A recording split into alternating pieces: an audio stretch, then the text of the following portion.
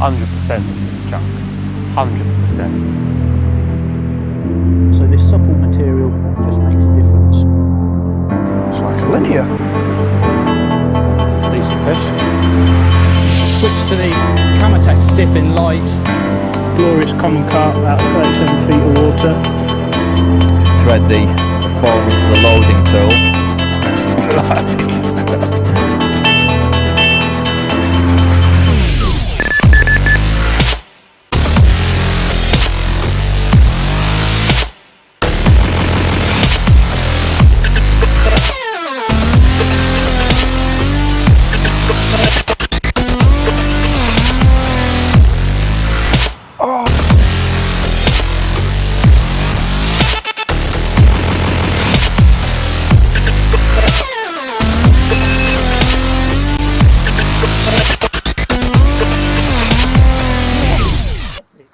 Bad boy fish.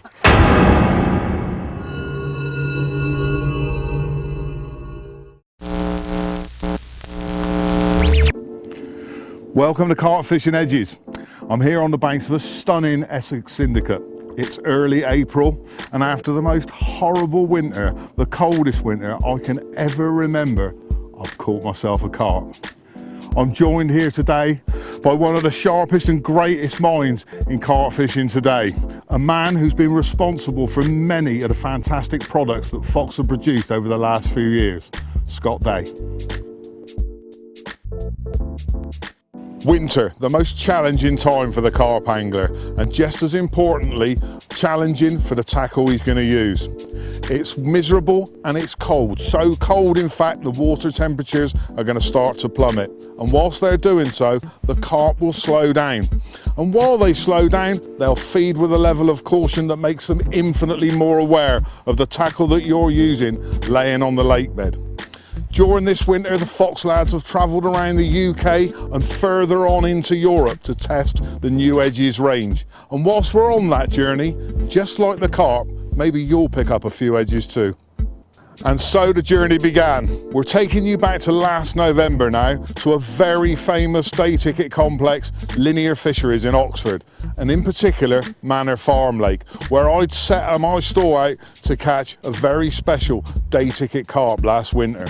I was joined on the second morning by Scott, Harry Charrington and Rob Hughes, who were once again doing the underwater filming of the Edges range. And that particular campaign, let me tell you, couldn't have got off to a better start. Oh, bloody hell. Oh, I'm here at Manor Farm on the Linear Fisheries ticket. One of the best day ticket waters in the country.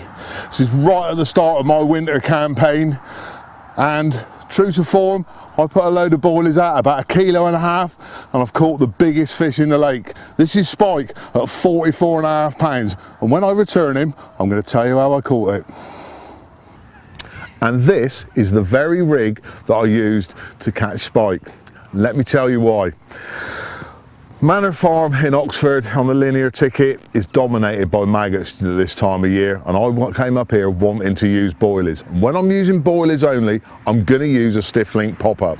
Now, it's a pressured day ticket water, and every little percentage that you can work in your favour is going to count. I didn't want to thrash the water to a foam, but I needed to get a rig in position that would fish as naturally as possible. Not wanting to disturb the water, I didn't want to be casting the lead around everywhere, so I had to use a stiff link pop-up setup that would sit quite naturally on the bottom.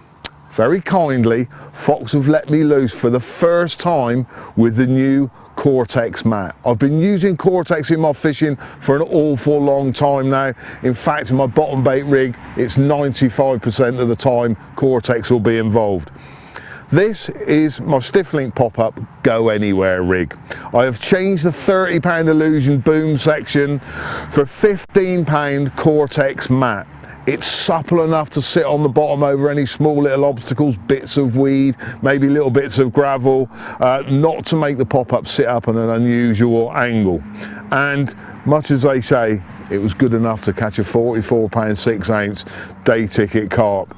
It's the kind of thing, it's one of those little percentages that makes such a massive difference to your fishing. A single hook bait, which the first fish was caught on, a 24-pound mirror, could sit there all day and the fish can look at it from every angle if they are looking for anything, and that matte finish makes it look a lot less obtrusive on the bottom. Over bait, however, it can be a slightly different matter. You still want your bait presented as best you can, and once I put that 1.5 kilos of boilies out, I only had to wait a few hours and I had a 44-pound mirror in the bottom of my landing net, and let me tell you, it don't get any better than that. Well, here's my contribution. 24-pound 2 ounce, caught over a bed of maggots on a rapid bag full of maggots, and the hook link was the new Reflex dark camo. Lovely looking fish in his winter colours. We'll get this one back, try and catch another.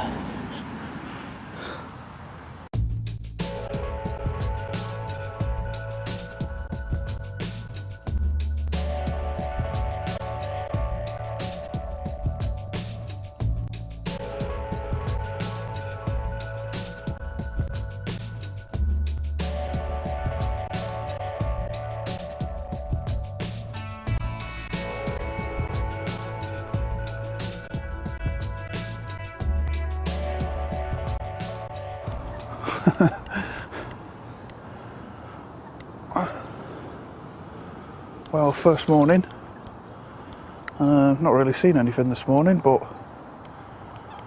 Harry's had one in the night, early hours this morning. I'm fishing next door to him and just managed to get this take. Unfortunately, he's picked up one of Harry's lines as it's counted right, but he's done the honourable thing and slackened him off and let me ruin his swim for a couple of minutes while I try and land this one.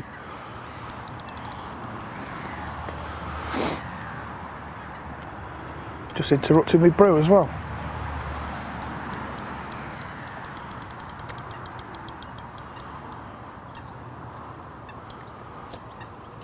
Let's just hope we haven't nipped one pearl on with all his rods.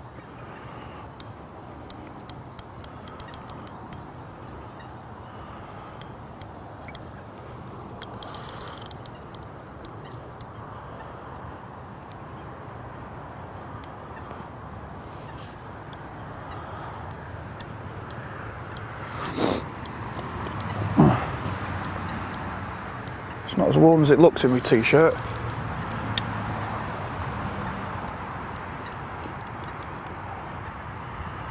It's like a linear.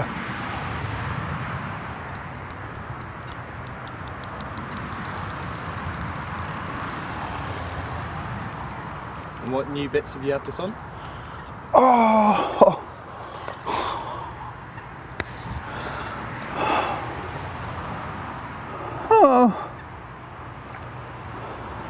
Oh. Little chod buffer sleeves. Oh, gutted.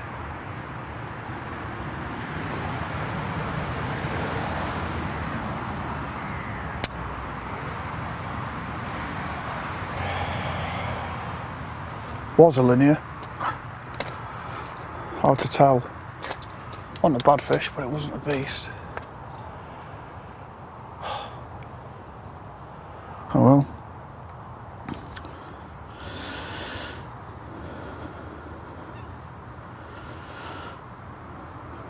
Have to have another go. Now at Fox, we take our product development very, very seriously. We want to make sure that you have got the right tools for the job in the right situation that we're fishing. So part of the reason we're down at Manor today is to get in the water and have a look what our rigs and end bits and bobs look like. We've got a whole host of different rigs, different types of materials and different colours, and we're going to be putting those through the paces down there and of course looking at them out of the water. It's a little bit parky. I'm sure it's going to be a bit chillier in there, but Scott has found himself what he thinks is a decent spot. So I've got all the kit here. I'm going to be popping it on, getting in the water, and then you can see exactly what we see when we're going through the development process.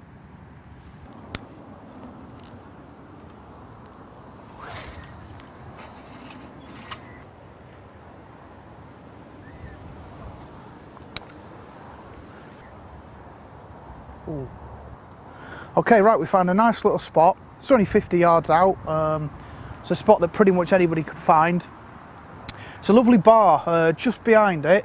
It's about 12 foot, and it's a bit dirty. There's a little bit of weed, a little bit choddy, a bit soft. It comes up on the bar, and then along the top of the bar, it's nice and smooth. Feels like real small gravel, but it's really nice and clean. And then it drops down on the front of it again, drops down to around about 10, 11 foot off the front of it, dropping down into 12, and then it's a little bit weedier again. But that's the spot that we've chosen for Rob to dive on. Like I say, it's a spot that anybody can find, and probably hundreds of carp have already been caught off it. So what we're going to do is we're going to get Rob in the water, have a little look at all our new rigs and components, all the new colours in light and dark camo, and see what they look like on the bottom.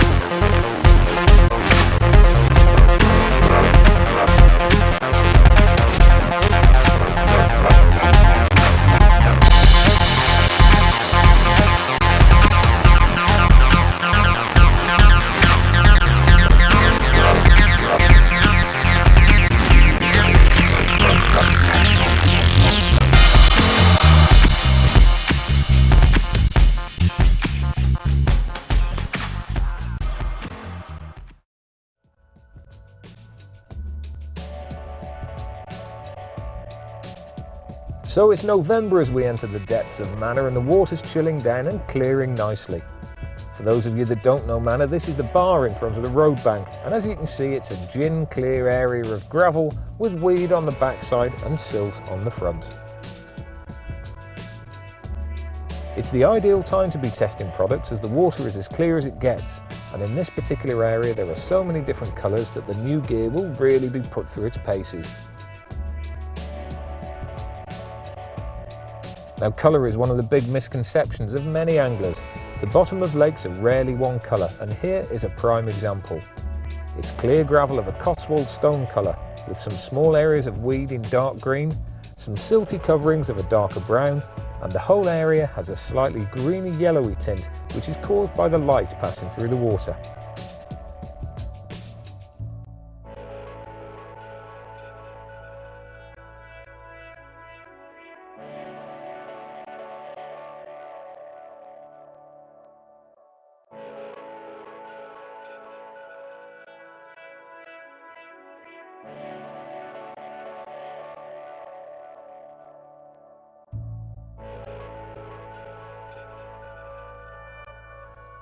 Well, it's time to get the rigs in. What we've done is attach leaders to the rigs for speed and ease of use. And for this test, I'm looking specifically at the hook links rather than the leaders themselves.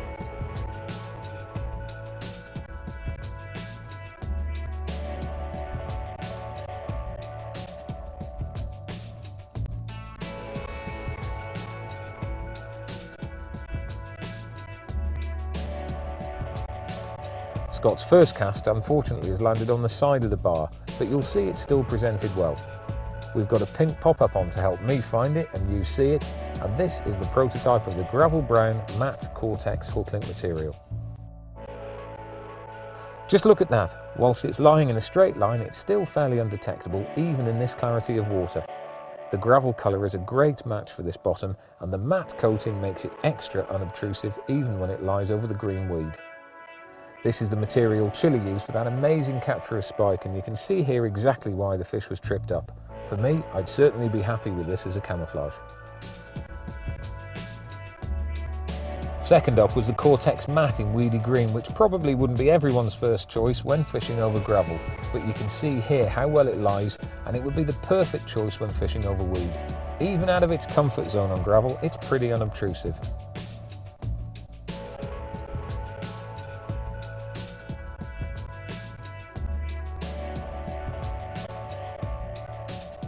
Now comes another prototype, and this one's called Camotex Soft.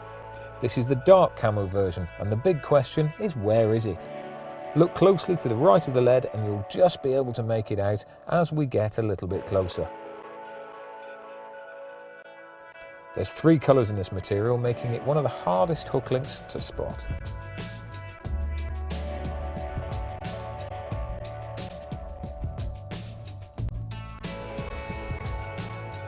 If you prefer a stiff hook link, then check out this little beauty. This is the lighter camo version of Camotex Stiff, and it gives a perfect presentation that is all but invisible. They say a picture never lies, well this one certainly doesn't, and only when we get to within centimetres of the rig are we aware that there's a hook link there at all. The secret is in the design, a disrupted translucent coating that quite simply disappears underwater.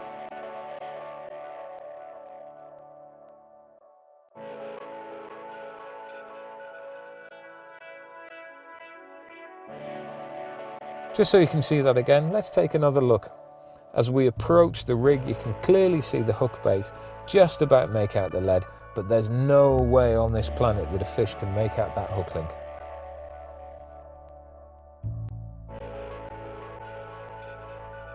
On this cast, we're going to look at a completely new concept of colour for beads and clips.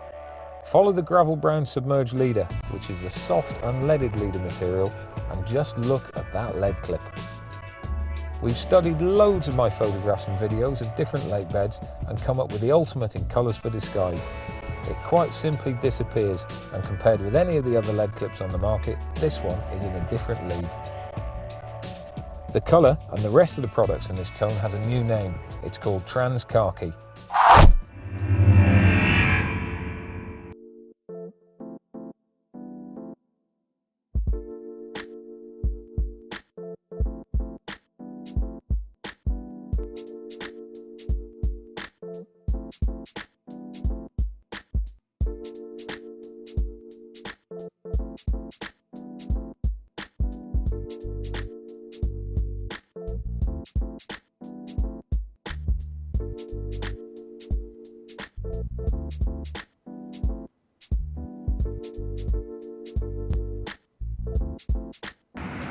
Well, there we go folks, second morning on Manor. This one makes up for yesterday's loss. I was a bit gutted about that, but managed to get the rods back out again. Just on dark, after we did some of the filming with the rig components. And yeah, had this one just before light this morning, 28.2. As you can see, stunning fish. Had him on the new Camotex Stiff in the light colour, with the submerged leadless leader.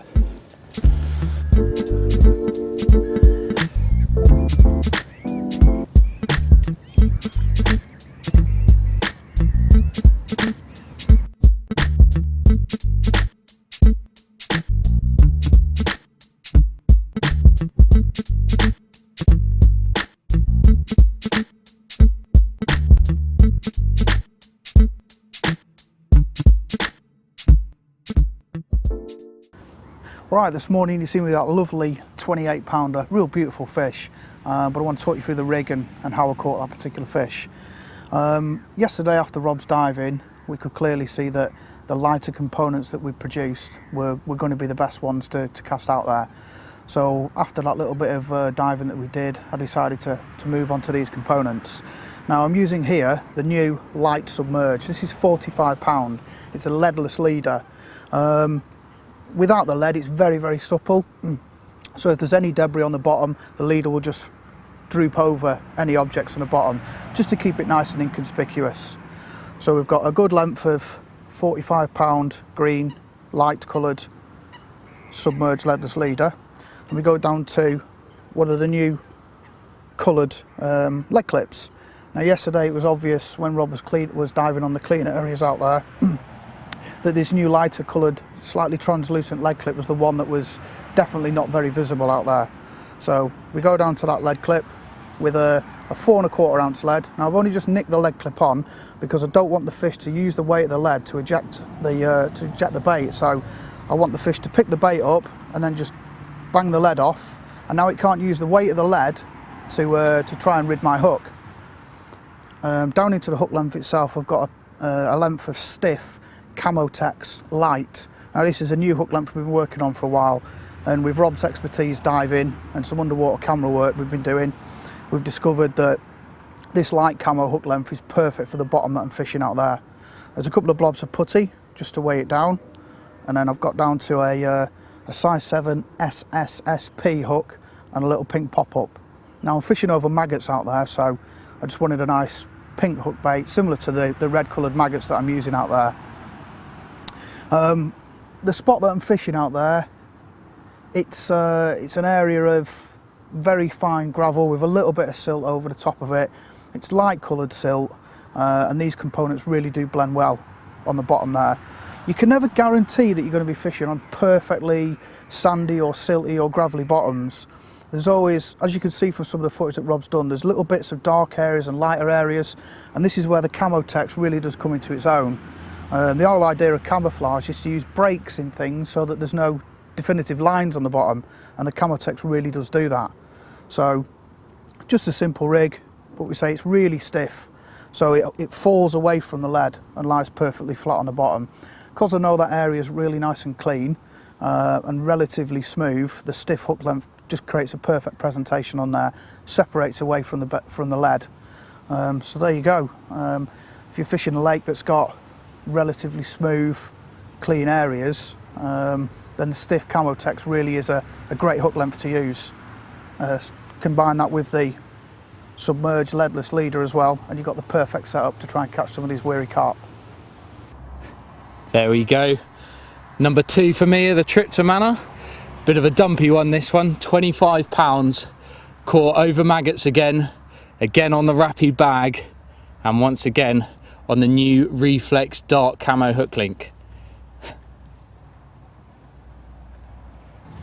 Right, so you've seen a couple of the fish that I've had, and they have been on these babies, maggots.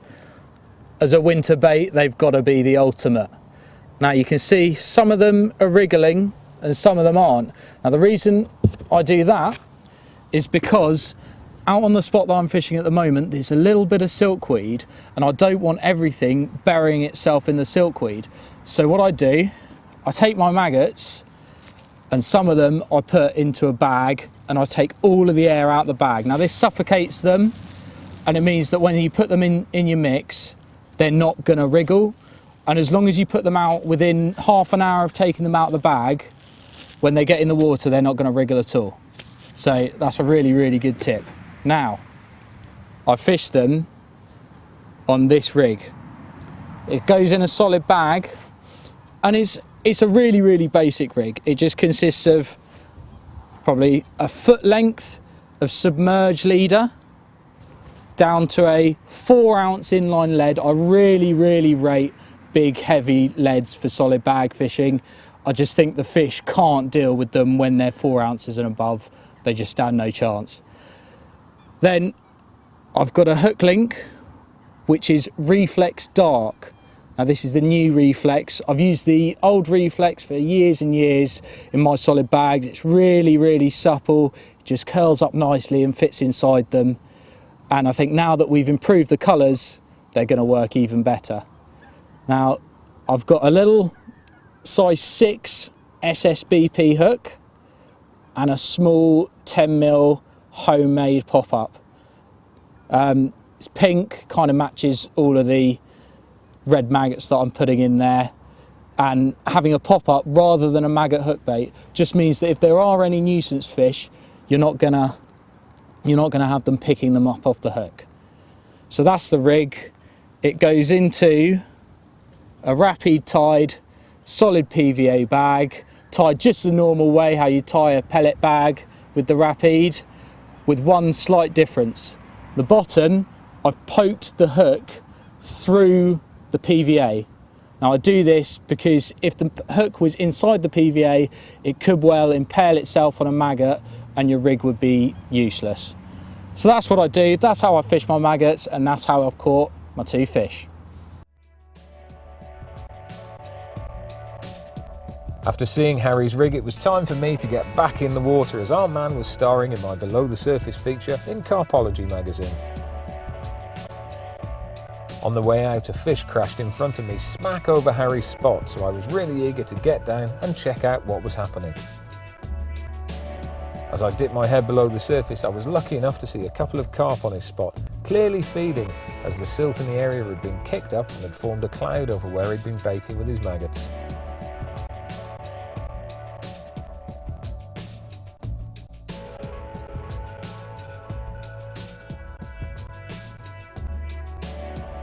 As I dropped to the bottom in 12 foot of water, the silty lake bed became more visible, and you can see the clouds of silt disturbance where the fish have been, a marked difference from the earlier dive on the gravel bar.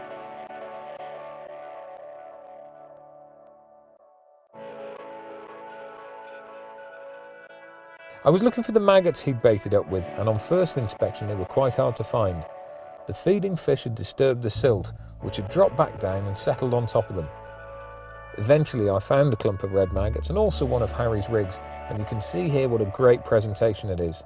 Almost everything is hidden in the silt, and the only thing visible is his pink pop-up.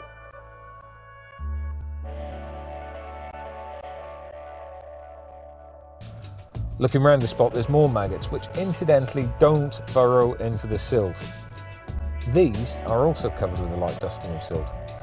Not far from the first rig, which was Harry's middle rod, I found his left-hander, and this time he was utilising a green pop-up, which actually looks yellow in the green water.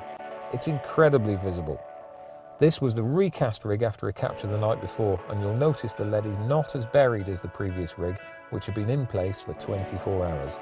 This is probably as a result of the fish grubbing round in the silt and not disturbing as much in this area.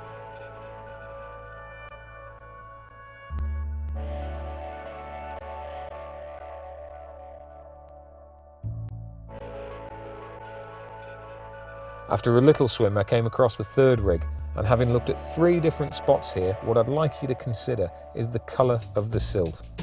It's a very common misconception that silt is black. Deep silt, yes, that's dark, but surface silt rarely is. In fact, the majority of the silt that I've seen in a lot of different waters is actually grey.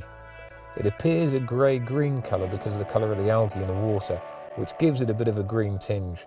But trust me, silt is not black, it's grey.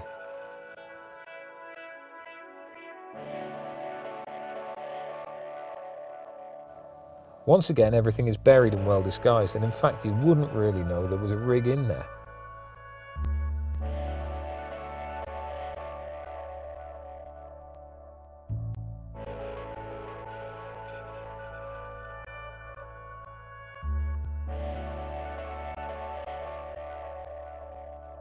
Finally, let's have a look at another prototype hook link that a lot of companies make a mistake with, and this is exactly the reason why I've got involved with the product testing and colour matching process. This was originally a prototype Cortex matte in silty black. As you can see, silt isn't black, and in fact a black hook link with a dark camo leader stands out like a sore thumb over the Mana silt. After reporting back, the design team agreed that there was little need for a black colour in the range, and if the bottom is dark, then the weedy green or the dark camo text would perform much better than black, as almost everything in the underwater freshwater world, be it dark or light, has a green tinge.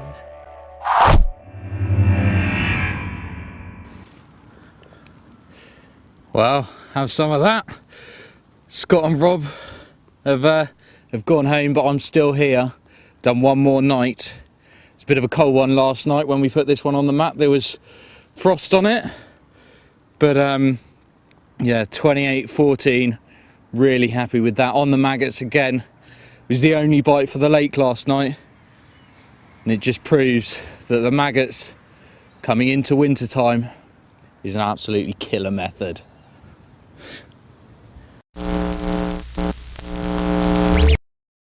Isn't it amazing how 2 completely opposite methods can end up with such spectacular results? It certainly made my winter for me. Scott, I was interested to see in that you were using this stiff Camotech. And we all know from experience how difficult it is to work with stiff, strippable braids. Can you show us how you get the best from this incredible material? Yeah, as the name suggests, this Camotech stiff is a particularly stiff coated braid. Now the problems with that is tying down the knot. Sometimes you can get the coating slipping during the knotting process. So what we advise really is to strip back the coating off the braid and then just tie the knot into the braid itself. And I do that by a simple figure of a loop knot as we're attaching our rigs to quick change swivels. But that allows me to play around and make a hinge using the supple braid itself. So if I tie the overhand loop knot and then cut back one of the anti-tangle sleeves here, I've exposed some of the braid, as you can see, makes a rather nice hinge. Okay, so there's the rig with a hinge effect in it. Alternatively, if I didn't want that hinge, I can hide the stripped back section inside a full length of an anti-tangle sleeve, and therefore you can see there is no hinge effect in that at all. So that's probably the easiest way we can achieve that. Fantastic, Scott, thanks for that. I mean, I'm a great fan of stiff links, and because of this material's inherent stiff link, I can see me using it on the quick change O-rings with my helicopter setups. Thanks, mate. Now, we're still in November, late November to be exact, and we're off up to Cambridge with Lewis Porter, who was fishing on the tricky Bundy's pit. He had some mind-blowing results up there, and it would be really rude of us not to go and find out just how he did it. Well, just landed this stunning mirror, not weighed as yet, but predicting it could well tip the 30-pound mark, and if it does, it'll be the first 30-pounder this lake's produced for 17 days now.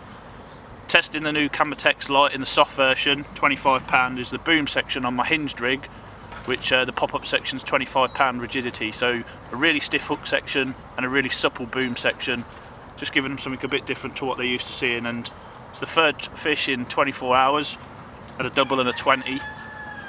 Fish known as single scale, this caught out of 37 feet of water. It's November the 11th. There's been a really hard frost overnight, as you can see, and I'm really chuffed. Let's weigh her and see what she does. Well, no sooner had I just put that 30-pound mirror back, which actually for the record weighed 30 pounds and 4 ounces, I think. The other rod went and landed this 27-pound common. Very happy with that, again on the prototype Camouflage hook link, so yeah, it seems to be doing the business, so let's get her back. You join me 3 nights into a 4-night session at Bundy's Pit in Cambridgeshire. It's the 12th of November, I've had 4 fish so far, biggest a lovely mirror of 30 pounds 4 ounces, which I managed to capture on film on a handy cam yesterday. The great thing about this lake is that it has depths of up to 60 feet. I'm currently fishing in 37 feet of water.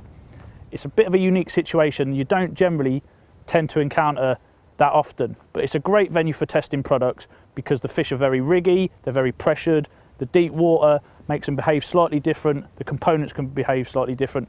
So if we can catch fish up from a lake like this on these components, I'm sure they'll work anywhere. I'm gonna go back to the swim and let's show you some of the stuff I'm doing. Okay, so we're going to just talk through the rig that I've been using for the last 2 years on Bundy's Pit. In that period of time, I've had in excess of 65 fish to over 40 pounds, and the rig has changed very little other than one main component, which I've been very lucky to be testing since September this year, which is the new Camouflage hook link material, which we'll come on to in a moment. But first of all, let's look at the leader. This is 30-pound Illusion. It's a fluorocarbon leader, which is practically invisible on the lake bed. Lead core is banned on this venue, so that's not even in the equation. That leaves the option of tubing or fishing your main line straight through. I much prefer this Illusion. It's invisible, as I've said before, it's very abrasion resistant, it sinks like a brick, and I know from working with Rob Hughes over the years just how good this material is on the bottom. The fish just can't see it. Moving on, got a standard lead clip setup. You can see I've got a green tail rubber and a brown clip. The bottom out there that I'm fishing on is clay. There's bits of gravel chinked in, bits of weed. There's so many different colours. I just want to break up the colours on my rig, so mix and match. Then I've got a lead. This is a 4-ounce flat pair. It's very heavy and it's flat. Quite often I'm fishing on a shelf on this lake, so I want a flat lead so it doesn't roll down the shelf. The colour is also fantastic on the clay that I'm fishing. Again, it's got little bits of black in there, flecks of brown, some green, some grey shades. Fantastic for the lake bed that I'm fishing over. Next up, we've got the anti-tangle sleeve. This is very important because it helps to kick the rig away from the lead as it's falling through the water. So I don't get any chance of the rig wrapping up the leader, which happens, believe me, more often than you think with a lot of rigs that do not use this. Again, working with Rob Hughes over the past 2 years, I know just how bad tangles can be. So this eliminates that, and in my head, great confidence. Now, the piece de resistance, the new Camouflage Light. This is the soft version. We're also testing a stiffer version. The reason I'm using the soft version is because, as I've already mentioned, the lake bed I'm fishing on, it's made up of bits of weed, bits of clay, bits of dead debris. It's not the cleanest of clean bottoms. So if I use a stiff hook link material, there's a chance it could kick up out of the debris. So I'm using a very nice supple boom. Also, on this lake, most people tend to use a stiff hook link material, and I think the fish, they've just seen it a lot. So this supple material just makes a difference. The colour of this light is fantastic for the bottom I'm fishing over. It's got little colour breaks that help to break it up on the bottom, and I'm sure when you see some underwater footage that we've done, you'll see just how good the material is. I don't need to tell you, the footage doesn't lie. A couple of blobs of tungsten putty, that's just to help to pin it down. When a fish swims over, it's not going to waft around too much and spook the fish. We then come to the hook section, which is 25 pound rigidity. It's extremely stiff. I've created a curve in this rigidity using the Chod Wivy Bim. This is attached to a size 10 swivel, which has got a blob of putty on the top eye, just to help to sink the pop-up, which we'll come on to shortly. The swivel is on a large loop on the Camotex. This allows the rig to move backwards and forwards like this, just gives it a greater degree of flexibility. The swivel can also spin 360 degrees, again giving flexibility, which just makes it harder for the fish to eject. Moving up to the hook, the most important part of the whole rig, a sticky sharp, reliable, strong hook. This is an Armour Point SR in a size 5. It's got a beaked point and an outturned eye, and it's perfect for the hinge rig that I'm fishing with. I've got a small D rig here, as you can see, and a micro hook ring swivel, to which I've got a Milky Toffee pop-up mounted. As you can see, this isn't any ordinary out of the tub Milky Toffee pop-up. It's got a little cork plug in it.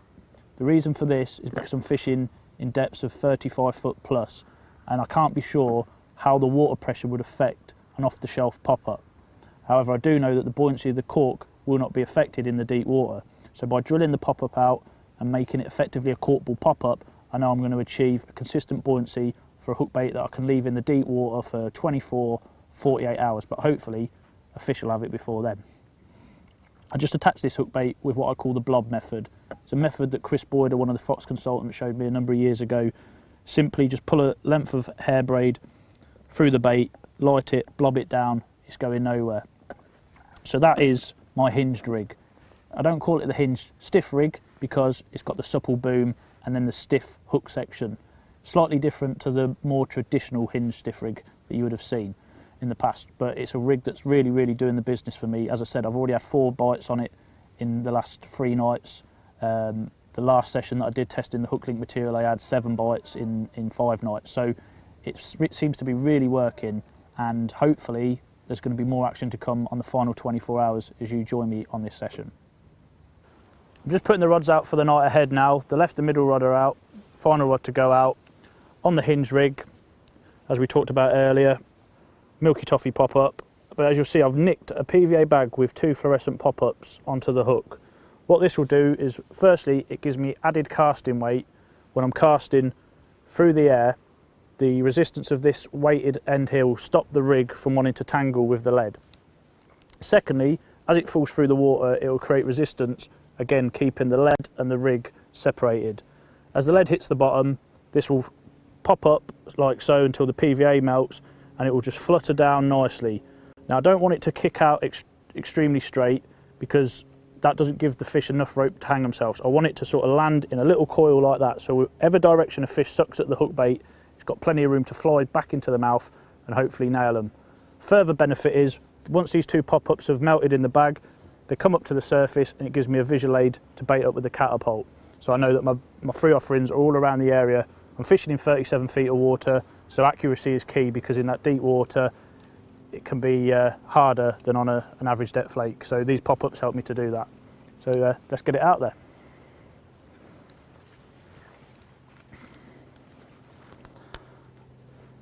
Just got my marker on the far bank, which is a big poplar tree. Just actually goes onto the clip. Not very far, but 37 foot deep. This lake has an average depth of about 35 foot. Just feel it down on a tight line now. It takes a bit longer than a normal head. Bang. Let's hit the bottom now. Sink the line. So the lead's on the bottom now. The two pop-ups will be holding the rig up, as we said. They'll melt in a couple of seconds and the rig will just flutter down nicely over any debris. Again, that camo text off, with it being so supple, it'll just sit down on any debris on the bottom and give me perfect presentation. And as we've seen before, it blends in fantastically with the lake bed I'm fishing over. So let's get the rod on the rest, and then once those pop-ups hit the surface, we'll unleash a bit of bait on them.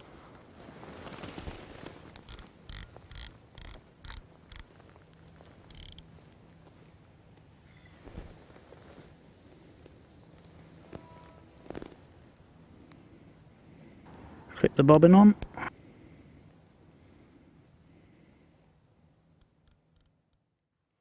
Now, due to the deep water, as the line starts to sink, you get a lot of slack.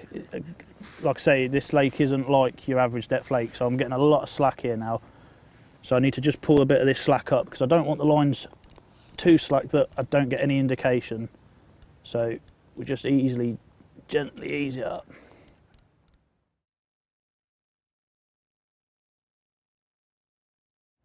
Just allow it to sit nice through the water. It'll be pinned down for a good 15-20 feet near the rig, which is the area that I want to be pinned down so as not to alarm the fish. The fluorocarbon leader that we talked about earlier will be sitting flush to the bottom, invisible.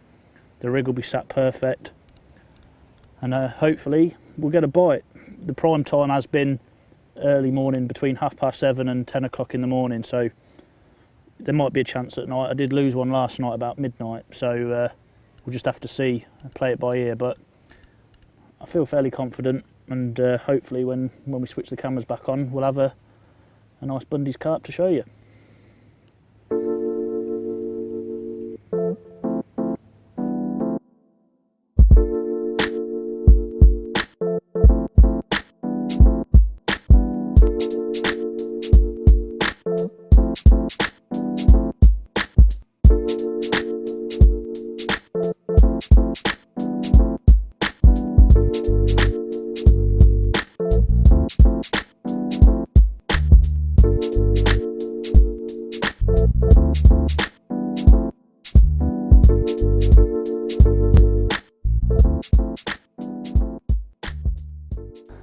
Well, this has been out 20 minutes, 15 minutes, something like that. It's the rod that we just cast, the right hand rod, screamed off. It took me completely by surprise. Normally you don't get bites this quick on this lake, especially having put a good dolloping of bait out there. They're obviously having it. A little bit out of breath because it's the adrenaline's flowing.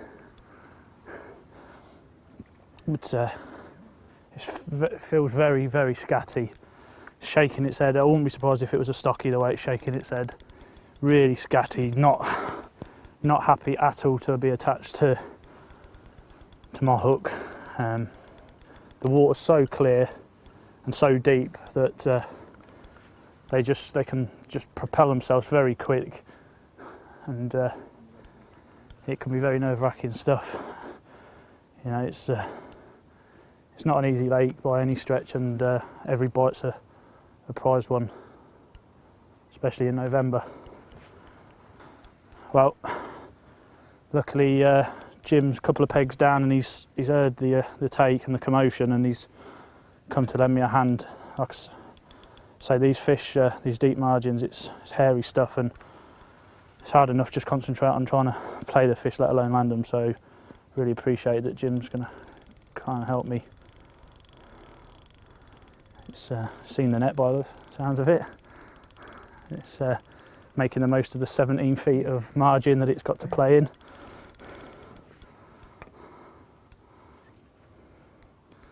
This is a very bizarre bite time. I don't know anybody who's had a bite at this time for months, so it's very strange, totally unexpected. Sure. Come on, baby, come up.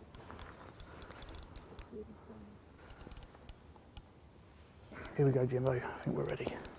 Here we go. Yes. Well done, mate. Nice one. Pressure off. Cheers, mate. Oh, there we go. Knock my rods over.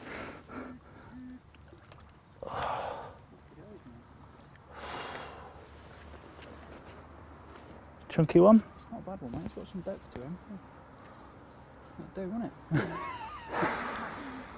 Well, we've just weighed her, 23 pounds, 13 ounces, glorious common carp out of 37 feet of water, totally out of the blue at a bite time that nobody's had a fish at late afternoon into evening for weeks and weeks and weeks. So it was on the hinge rig that we showed you earlier with the new prototype Camouflage boom, size 5 SR and the old faithful Milky Toffee pop-up. And put up a real battle, and I think it's about time she gets to go home, back to the deep. Well, got the rods reset all before dark last night. Quiet night, just a couple of liners. The fish weren't as active as I was hoping they would be, but just on first light, the middle rods rattled away with this small but very perfectly formed common around the mid-double mark on the hinge rig again. Milky Toffee pop up again, 37 feet of water, and put up a real scrap. And yeah, really pleased that session's coming together nicely. Got a few hours left before I've got to head home. Hopefully got probably another 2 or 3 hours of bite time. So yeah, just sort of crossing our fingers that one of the big girls turns up before we have to head for home. Let's get her back.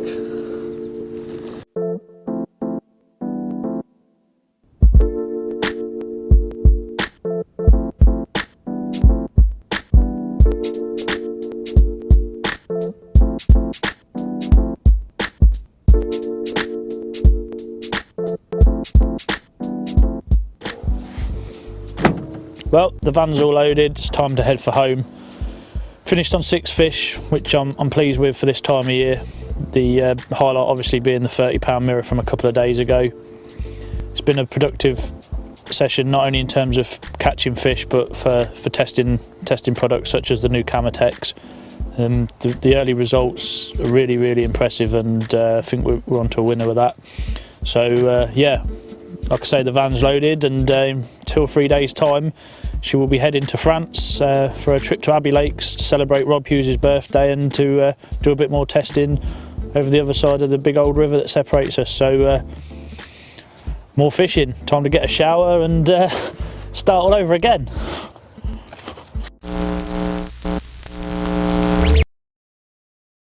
Okay, while you were away having fun with Lewis up at Bundy's Pit, I caught myself another carp. We're still in November now, late November to be exact, and it's Rob Hughes' birthday.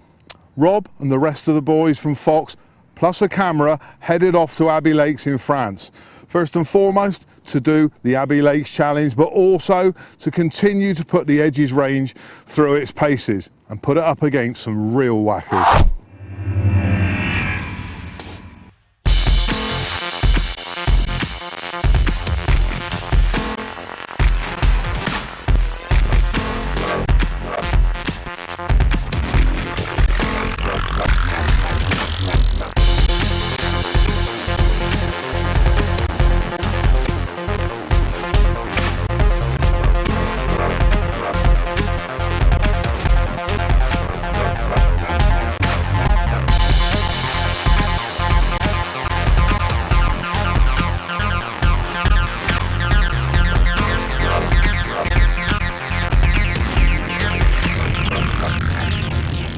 Well, here we are, we're in France.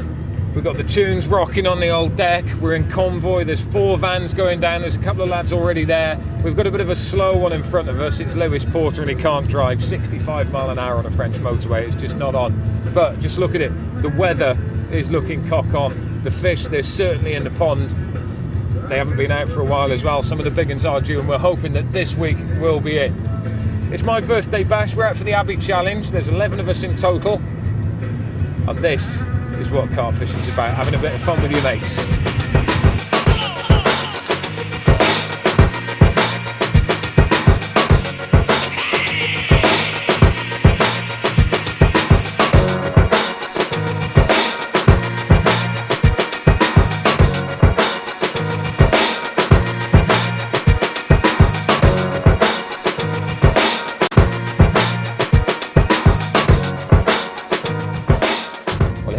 final journey is over.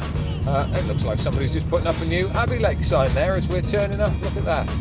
There we go. You come under the bridge, turn left, and it's been a nice, easy 2-hour journey coming down. And here we are.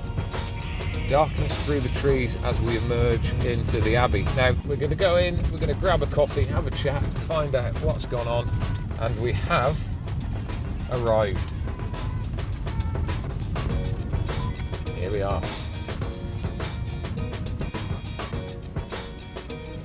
Hey, we're going angling! The idea behind the Abbey Challenge is that we get together for a bit of a friendly competition where the biggest individual fish wins. A motley crew of my mates gathered on the banks of Abbey where we drew for swims. With 4 lakes to choose from, there were plenty of options and also plenty of fish to go at. Race leader gets the privilege of looking after this rather fetching inflatable fella, and whoever had him when the final hooter sounded would be deemed the winner. Sean McSpadden got off to a dream start. Right, let's get her out nice and safely and give her away.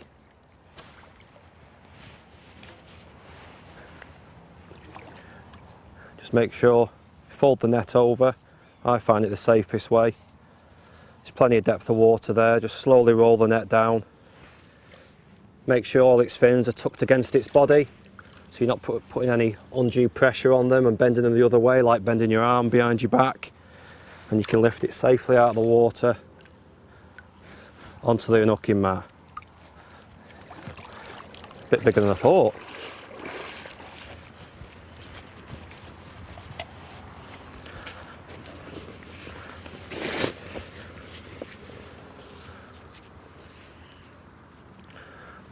I've already unhooked it in the water, so there's no bits of tackle knocking about. And there she is in the winter colours. Really long, dark fish, as you can see.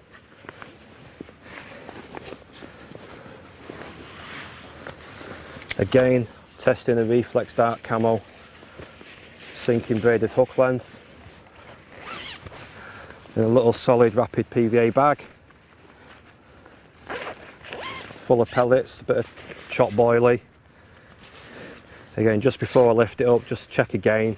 Fins are against its body for exactly the same reasons we did with the net.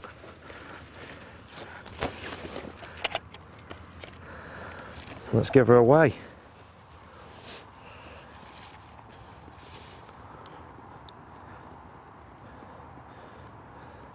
$29.10. Happy days. Thank you, Scott.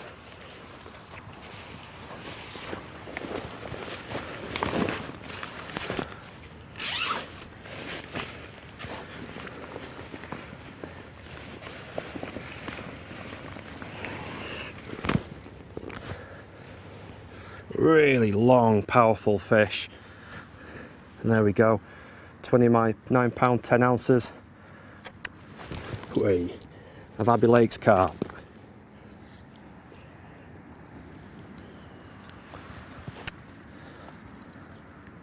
Well, the first day is always a bit hectic. You've got to get into the venue, you've got to get set up, and you hope just to get the rods in place with the chance of a fish. And lo and behold, just on dusk, look at that, I've managed to bag one. This one is a couple of ounces short of £29, £28.14 in fact, and it's not actually the biggest that our guys have caught. Bonesy's had one. Oh, he's going to flap, so just keep him looking at. Bonesy's had one, Sean's had one, just shy of 30. But young Tommy Maker, he's doing it again. He's at a £37. He's in the lead, but we're snapping at his heels. Going to get this one back. We'll talk about rigs and bits and bobs in the morning, because now it's time to get the rod back in the water and hopefully get another one tonight.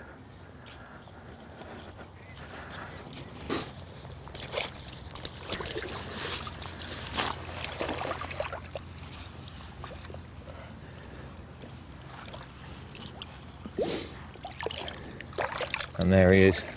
That's how clear the water is. You can see them a long, long way out, even in the dark. Come on, let's hope they feed tonight. That's one. Hopefully there's more to come. Well, nothing more for me last night, but I did mention yesterday when I had that fish just on darkness that I talked through the rig. So here we have it. Starting just at this end, the main line, £15 Warrior XT in brown. As it's dropping down into winter, The colour's dropping out the water, and I love that browny, greeny colour. It really hides well. But business end, last couple of foot, this is Illusion in 15. It's absolutely fantastic. It sinks pretty well, but trust me guys, when this is on the bottom, and believe me, I've seen it down there, when it's nailed down on the bottom, that stuff is as invisible as you can possibly get. So that's my choice of leader material. I'm a big fan of inline leads. At the moment I'm using a 3-ounce inline. I've got a quick change swivel on there down to the new hook link material there. Now this is reflex light, and you'll see there it's got a disrupted camo pattern on it, and it really is a decent colour on the bottom. The material itself is just, it's lovely. That's the best way to describe it. It just sits so well, and as with any braid, the best thing to do is just a little drop of tungsten putty on it. Coming up to the hook end, I am an absolute fan of SSBP hooks. Armour Point SSBP in my eyes are without any shadow of doubt the best and most durable hook out there. Incredibly sharp, you can catch loads of fish on them. I put a small bit of shrink tubing on there as well, just to create a little bit of an extra kick. This is a size 6, I've got 2 grains of corn on there. I like a size 5, like a size 4 as well, but at the moment this is a size 6. Standard bag rig coming up to 2 pieces of plastic corn. All of that is smashed into a solid PVA bag with the old repeat loader system, chucked out into the pond, and hopefully that will catch me a fish or two. But as I say that, and I'm hoping to catch a few fish, I've heard just across the way on Attila, a young man by the name of Tom Maker is absolutely smashing the place up. So why don't you trip over there and find out what he's doing.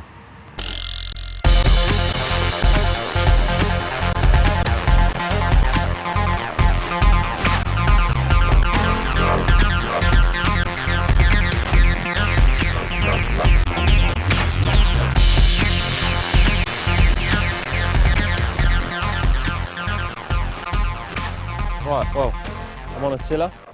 It's Sunday morning, we've been here 24 hours now. Had 13 fish already, the 2 that you can probably see in there, I've literally just had. One of them's 37 1/4 and the other one's 38.10. And before we could do anything, rod's back out, 3 more spods over the top, and this one's rattled off. So just keeping the rod low, just playing it in nice and gently, and hopefully we can land another one.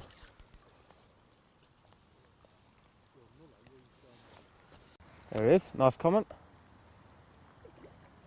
Yeah, safety leg clip set up with a new matte Cortex hook link material, size 4 SSBP. I'm pretty sure this one's just on a single grain of plastic corn.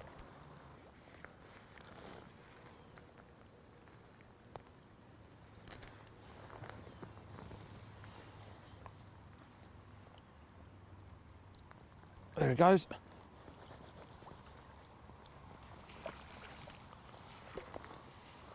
Alright. And I'm not too sure if you can hear, but my other rod's going. So.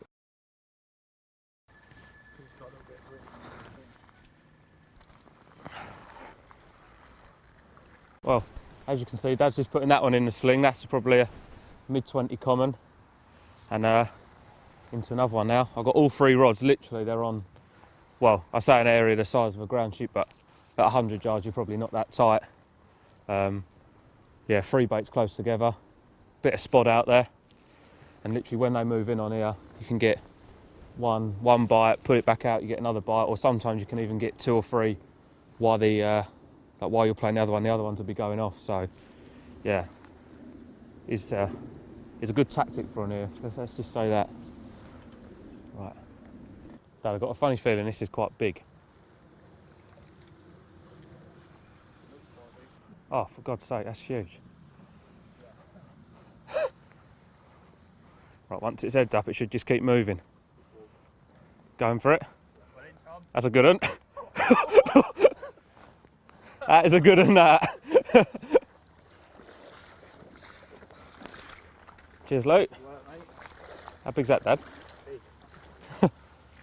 Oh, yeah, that is a big one. Right, if I lift it straight into the... In fact, if I lift it up, Dad, and then just lift this net out of the way, yeah?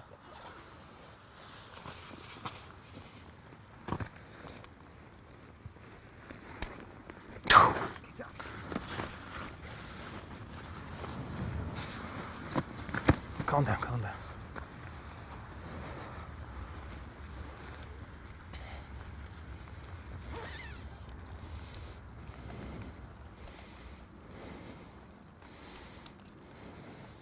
Side each.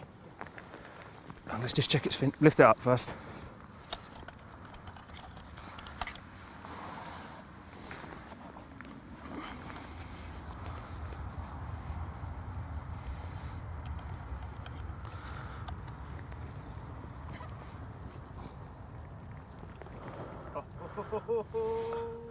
That'll do.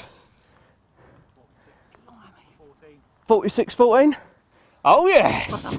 Cheers. Cheers. Look at that. Yes. Oh, what a result. 46-14. Yes. Epic. Bad boy fish.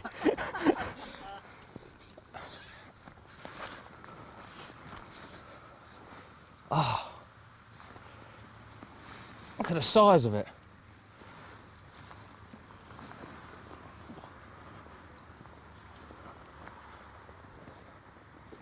Look at that. What a unit. So, now we've got to photograph them all. So, the one that you saw me land, the first one, mid-20 common, a 37.2 mirror, a 38.10 mirror, and now this one, 46-14. And people avoid fishing it because they reckon the fish aren't big enough. Well, that's big enough for me in the middle of November. Well, there you go. As I was saying, sometimes one goes, sometimes two goes, but now all three of them are gone. So, again, just shows the importance of fishing free on a baited area, because when they move in, the little common come in first. Well, I say small, mid-20 common come in. The next one, 46-14. So if you only had one rod on that area, I'm pretty convinced that every time the little ones come in, they have the bait, away they go. No rods left, the big ones come in, nice bit of free food for them.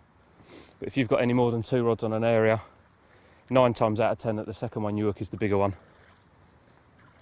Oh, yeah, let's get this one in, hopefully, and we'll see what this is.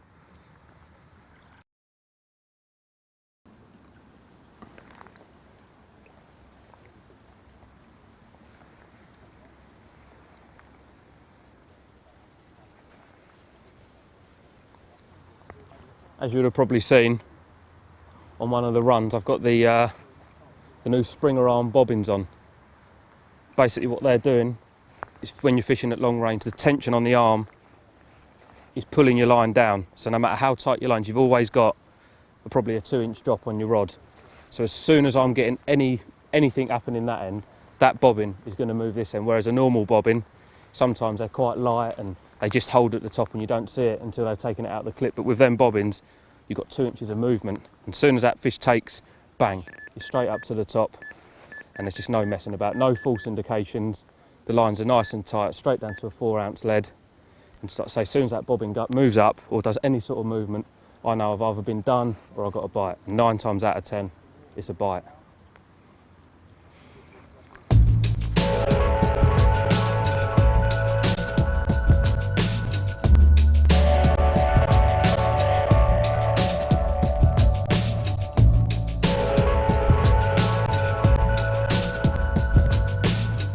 Right, now that one's in the net, and we just heard over the radio that one of Fox's Dutch sponsored anglers has had a fish out of herring called shoulders, so let's go and have a look at that one.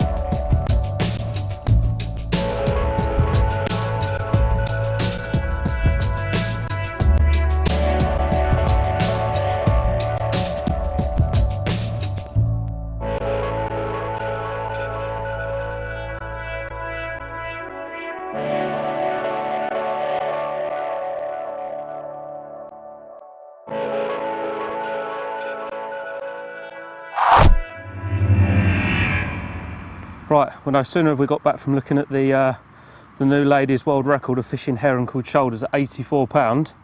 I've put the rods back out and I've had another flurry of activity. This one is probably the best looking one I've had, 3712 common. Let's have a look at the other ones.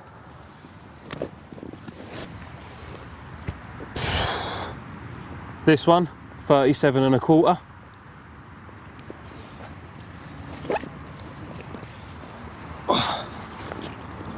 And this one, 38.10.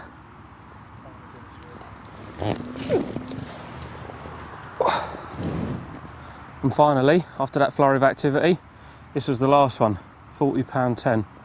Had 19 fish now, 2 40s, 3 37s, a 38 and a 32. So let's hope for a few more tonight and I'll show you what I'm doing in the morning. Look at that.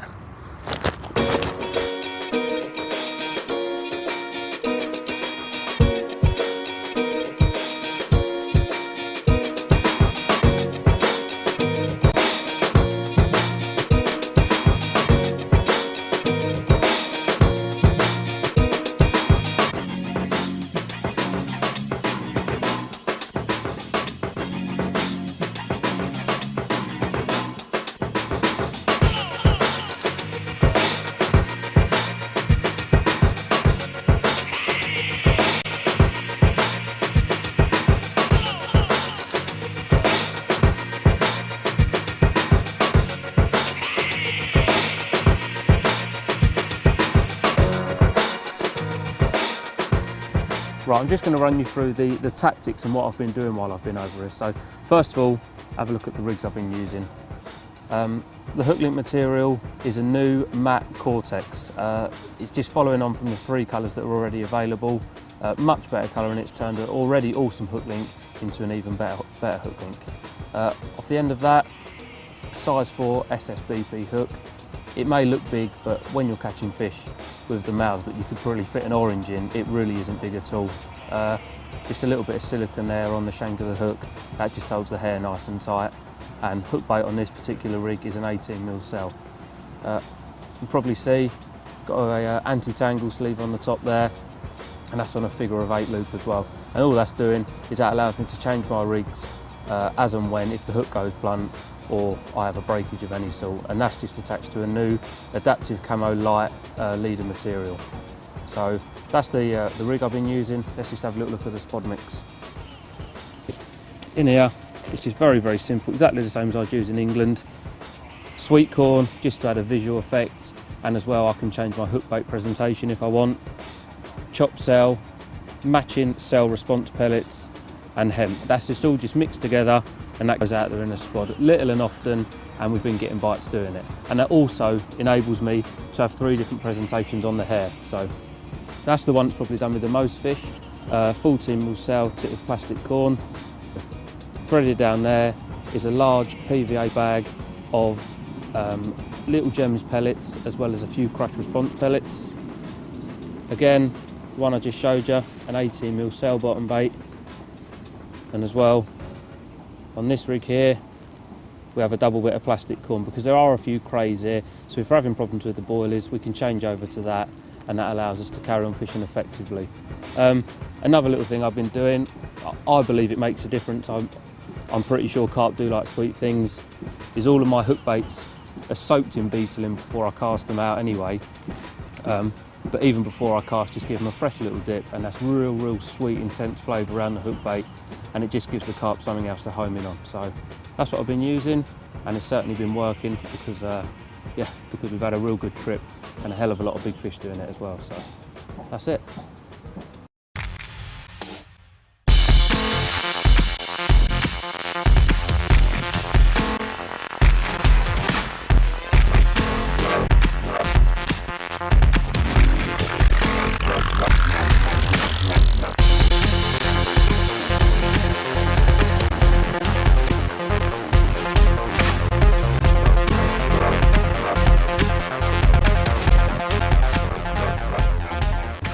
There we go, my 3rd fish of the trip. Tactics for this one was a rapid, solid PVA bag with the new Reflex dark camo sinking braided hook length, 5 inches long. Happy days. Let's get her back and I'll show you how I caught it. As you can see, the weather's turned for the worse again, and I've just put that fish back. Let me show you how I caught it quickly. I've had it on a rapid PVA bag system. We're fishing Abbey Lakes, it's November, it's freezing cold, clear water conditions. There's a lot of bait boats on the fishery. I've chosen not to use one, just to fish a little bit differently. We've seen the odd fish show, and I just wanted to put a little trap, a patch of bait where I've seen fish, just to try to pick the odd one off from the great big masses of bait everywhere left by bait boats. It's my option. Luckily, it's produced that fish we've just put back. So let's have a look at the rig. As I say, I've had it on the rapid PVA bag, which I'll tie shortly and show you how I do it. But getting down to the business end, I've got a 15-pound dark camo reflex hook length, which is a super soft sinking braid, perfect for PVA bag fishing. Down to the hook end, as you can see there, this is known as a shot on the hook rig. So I've got a size 8 S4 Curo hook with a Frutella pop-up. And as you can see there, I've folded a piece of braid over the hook and pinched the shot on, just burning the end very, very slightly, just to seal it on there.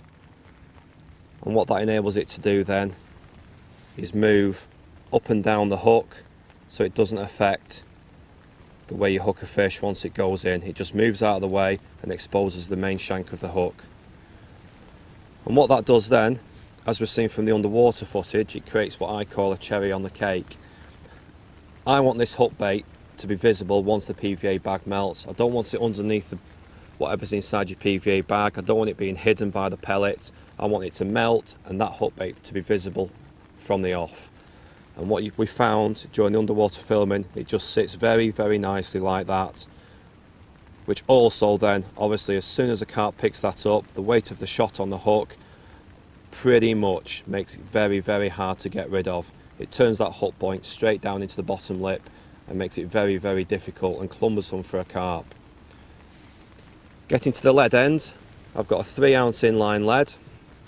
Something which I will show you, but it's only at the concept stage, is a new inline lead insert that we are working on. This isn't a final model, but it shows you the concept, something very, very simple. As you see, it's sliding down the new 35-pound green leadless leader. And what that does then, it works against itself. So you can cast it at any distance you want, and it doesn't come off. You can slide a tail rubber over the end just to make it a little bit more secure. I've not needed to on this session. And then basically the fish will pull it away and off it comes. Very, very simple. Right, onto the bag. I'm using a small rapid PVA bag system, so I'll take the locking collar off. I always carry a little bit of base mix and a little bit of micro pellet. This is the PVA bag pellet from Mainline, absolutely perfect for these fishing situations. Creates a really nice, tight, compact bag. I always just put a little bit of each in the bottom, work it around a little bit, especially at this time of year when the PVA is taking a little bit longer to dissolve in the water. Give it a little blow. I'll work the contents to one corner of the bag. Drop that in very, very carefully, and then I just hold the hook bait in position, work it into the corner, so you have a small amount of pellet in your base mix at one end, your hook bait's in your fingers, and I can see the shots positioned perfectly on the hook. I then work it back, it holds it all into position, pat it down with the lead very, very slightly, into the groove at the back, and we're ready to roll.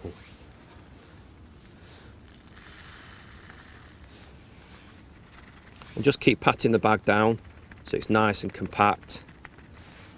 What I tend to do is add a little bit of base mix. It keeps everything dry, especially in these conditions. You don't want any moisture on the rig because it will dissolve the bag before you have a chance to cast it out. Nothing more frustrating. Then if you keep working the pellet and the base mix down in the bag, it becomes very, very compact, which you'll see shortly.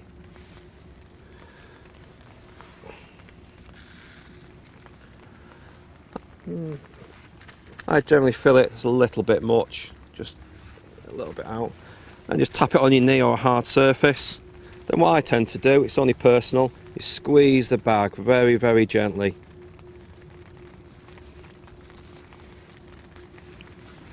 And there we go. You can see in the bottom of the bag there, you've got the hook bait, a bit of base mix keeping everything nice and tight and dry, and then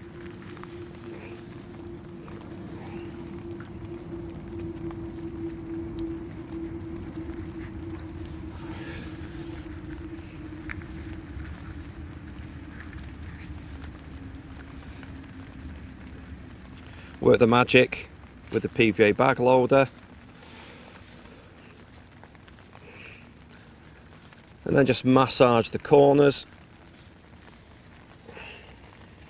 get it all nice and tight, especially if you're fishing at any considerable distances. Lick the corner, fold one side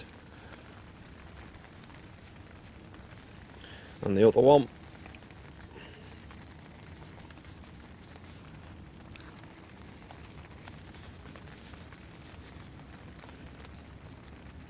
Give it a little squeeze, and there you go. Perfectly formed rapid PVA bag. I call it the cherry on the cake rig. The 35-pound new submerge leader, which is very, very supple. There's no lead in it, so once that hits the bottom, even if it's in weed, it's going to create its own little clear area. The hook bait will be exposed, and with this new submerged leader not having any lead in it whatsoever, it'll follow all the contours of the bottom. A very, very effective presentation of PVA bag. But here we go, it's the third morning. Still getting loads of bites. This is the 30th one now. Had another 40. That one's in there, we'll show you that one in a minute. Still putting a few spods out after each fish, and literally they just keep coming. So let's get this one in and we'll have a look at that 40.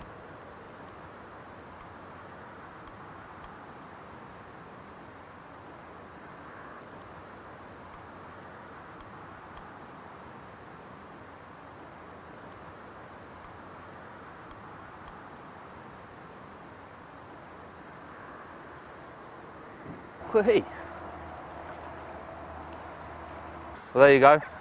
That's what happens when you go to the toilet and leave your rods out. 42, 42.2? Yeah, 42.2, yeah. Oh well. Thanks. How about that then? 36 pounds, 12 ounces.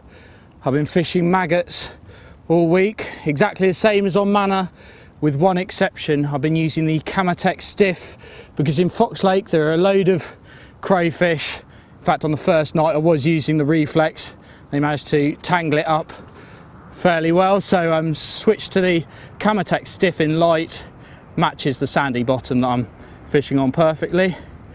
Then a little white pop-up, just over a size 5 SSBP, and that did the trick. Really happy with this one. I've been working pretty hard during the days behind the camera, and then for the nights, getting the rods out. Happy days.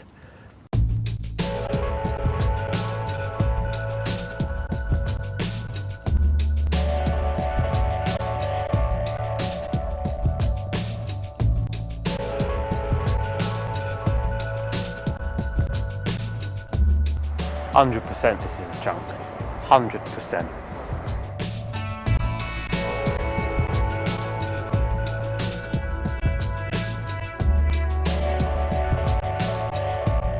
So I'm putting my money on it being 35 plus.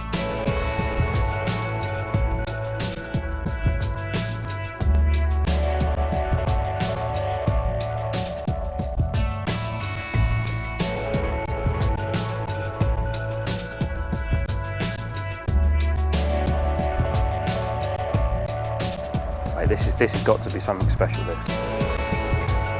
There is 50s in there, isn't there? Just feels huge. Please. I don't think I've ever pleaded with a fish.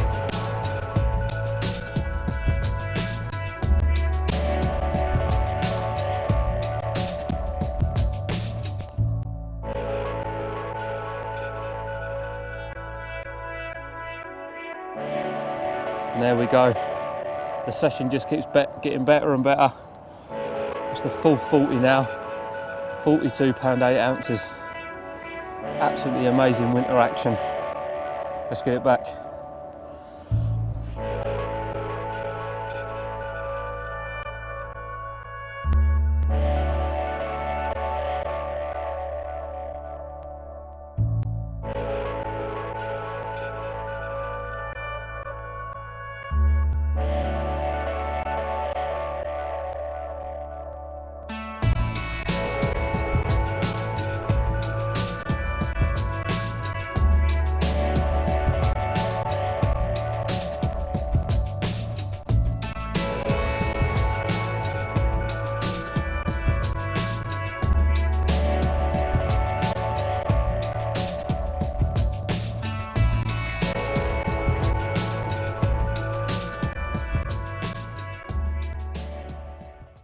Well, there we go. The challenge is over for another year, and we have a winner. He didn't just win it, he absolutely dominated it. This is the trophy that he's going to be getting his paws on. And the winner is, of course, the man that's still got the inflatable man. Who is it? Well, this fella over here. Look at that. Tom Maker, 46 pounds and 14 ounces. There you go. You are the 2012 Abbey Challenge winner. Hey. Do I get to keep the man as well? And there you have it, Tom Maker being Tom Maker. He really does take things to another level when it comes to catching numbers of fish. We also saw Sean using a prototype inline drop-off system, and I'm going to hand you over to Sean now, who's going to take you through the final article. Well, we're up against it a little bit. Believe it or not, it's actually April. We've just had a snow shower. I first showed you the inline drop-off system back in November. At that stage, it was a prototype. I've now got the finished product to show you step by step. So, all Fox inline leads, as standard, come with a rubber insert. You just simply take the rubber insert out, chop the rubber insert, so you're just left with the fatter end to slide over your swivel. As you can see, that's what you got left. All you do is pop that onto the end of your swivel. The swivel I'm actually using for this demo is the new quick change drop-off swivel. So it's actually got to the end of the loop on the swivel a ring and also a very short quick change connector, which makes everything sits nice and neat once it's assembled, which I'll show you shortly. So as you can see, put the rubber overmold over the swivel and simply get your Fox lead, pop that into the end. And here's the clever bit. Like I showed you back in November, there's been one significant change. What we've done in production is actually put a small rubber overmold over the end of the solid insert, which just makes it a bit more user-friendly. So you can just simply, straight out of the packet, take your insert out, and it should be a nice cushioned fit straight into the back of the lead. As you can see, this is the new 30-pound submerged leadless leader running directly through the insert. So it's actually working against itself. So you could, in theory, cast that out, because any force from that direction, it's not going to come off. You need the fish to pick your bait up and eject your lead. Inside the kit, you also get a dedicated tail rubber. This just ensures, if you choose to, create a bit more tension on the insert, and just, again, makes everything nice and neat, tapered and in line. So there's far less things to tangle. So, come to the business end. We've just got a small hook length on here for the demo purposes. You slide your anti-tangle sleeve down onto your swivel. So there, that's how you'd be fishing it. You've got the quick change swivel, the O-ring sitting nice and neat, your 30-pound leadless leader running alongside the lead through the insert. Very, very neat and effective setup. So, here we go. That's sitting on the bottom, waiting for Mr. Carp to come and pick up your hook bait. Along it comes, picks it up. You can see the rubber overmold has popped out at the end of the leg and retained on the swivel. And it's simply a case of bang. Your lead's gone, everything's retained on your leader, so you've not lost your solid insert, for example, that are on the market nowadays. It's simply a case of reload and get it back out there. It's a point worth reiterating here. If you are fishing open water and snags and weed aren't a problem, then it's fine for your lead to stay on your main line. If, however, snags and weed are going to become a problem, then it's vital that you drop the lead. Not only will you catch more fish, it's infinitely safer for the carp. Now, we move into January and we're going fishing with Mark Fishers, who's fishing at a lake that's as far from his house as it's possible to be without fishing in another country. Yep. Well, you join me 24 hours in session here over on Ruckley Country Park on the Isle of Wight, where I'm here to shoot my new series in Total Carp, where I've got to catch a 20-pounder live for the cameras, which is no easy feat with the conditions as bad as they are. I've nothing so far, but I've just seen a fish roll just off to my right. Just put a nice little PVA stick on it, so hopefully, fingers crossed, I'll have a fish to show for you a little bit later on. Now, although Ruckley is around a 6-hour drive from my house, it really is a great venue to shoot this feature. It has a good stock of fish with a lot of 20 and even a few 30-pounders, and it really does fish well right through the winter months, even when temperatures are at rock bottom. Well, this is the swim I've chosen, and as you can see, it's sheltered from a cold northerly wind. The wind's on my back. It is an area of deeper water as well, and when I got here there was a few signs of life, a few little bubbles coming up, so it looked a great swim to start from. As I mentioned earlier, I've been fishing little PVA sticks, and this is the stick mix I'm using. It's finely crumbed cell boilies with some of the high leakage pineapple ready-mades as well, and they have a splash of a colour, really do increase the overall visual attraction of the mix. And to that I've added some Cloud 9 ground bait, and the whole lot is being put through a squat riddle, and the end result is a very, very fine mix, so there's no large food items in there at all. So that's the mix. I'll show you the rig that I'm using it with. Now, because the bottom here at Ruckley is predominantly silt and dead leaves, let me show you the rig I'm going to be using to ensure a great presentation. Now, it's a helicopter rig, and ordinarily I would choose to fish that on a leg core leader, but the fishery rules here state that no leaders can be used. So I'm going to be fishing it what they call naked, which is basically the rig directly onto the main line. Now, in the past I've had some concerns about using this rig. I've always been a bit worried that the swivel rubbing against the main line directly like that, it could perhaps cause breakages. It's a lot of pressure being exerted onto the main line. But Fox have come up with this great little gadget called the Helichod buffer sleeve.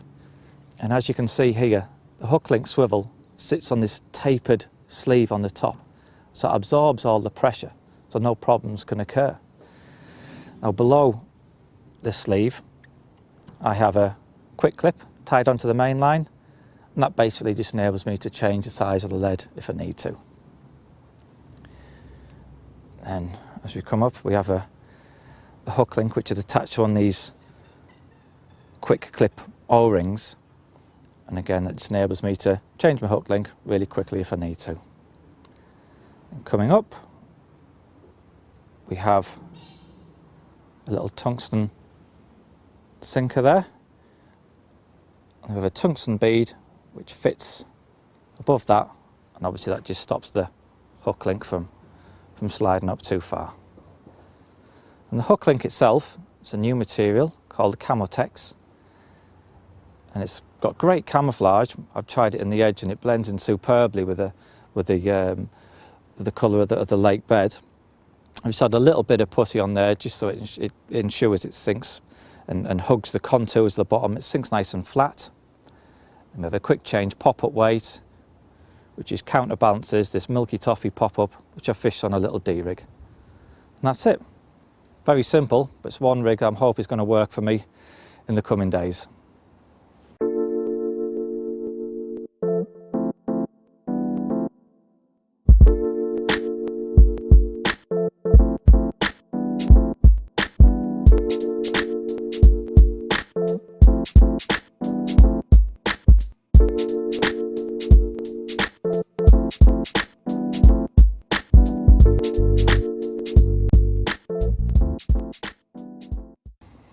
Well, here we are, mission accomplished.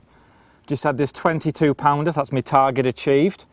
It fell to the little D-rig pop-up tied on the new Camotex hook link. well pleased, pressure's off now. Hopefully, might even be able to nick a bigger fish.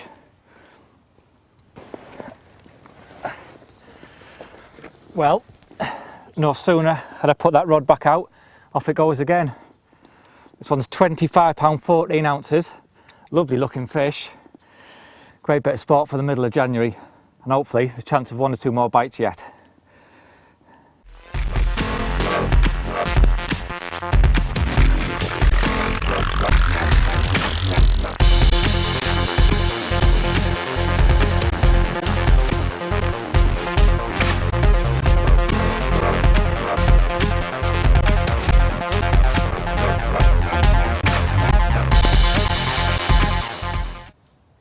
Well, you've just seen me slip that one back, so I just thought I'd talk through my little D-rig in a bit more detail.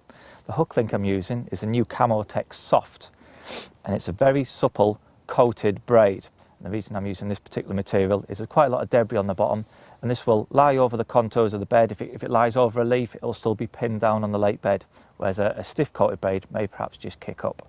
I've also added a couple of little pieces of putty on here just to ensure it's pinned down to the deck. We then have a small quick change pop-up weight. I'm using a BB size there, which critically balances the 10mm pop-up I'm using. Moving down from the pop-up weight, I've peeled back a small section of the coating in the braid, and what that does, it enables a nice hinge effect, and it allows the hook bait to move nice and freely, and it also maximises the hooking potential of the rig. We then have this small section of shrink tube, and that is how I've created my D-rig. And what I've done, I've tied a knotless knot, but the tag end I've tied a small overhand knot.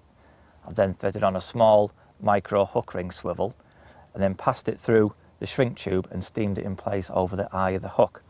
So that way I don't need to pass the line through the eye of the hook 3 times, which is how you would ordinarily create a D-rig. So it's a much simpler, much easier way of doing things. Now the hook bait, that's sat on this micro hook ring swivel, and that's just attached with some bait floss, which I just bob down to secure the hook bait in place. And the hook itself is a size 8 SSSP hook, short shank straight point hook. So the end result is a nice tidy little neat rig, which has already caught me a couple of fish, and hopefully there will be a couple more to come.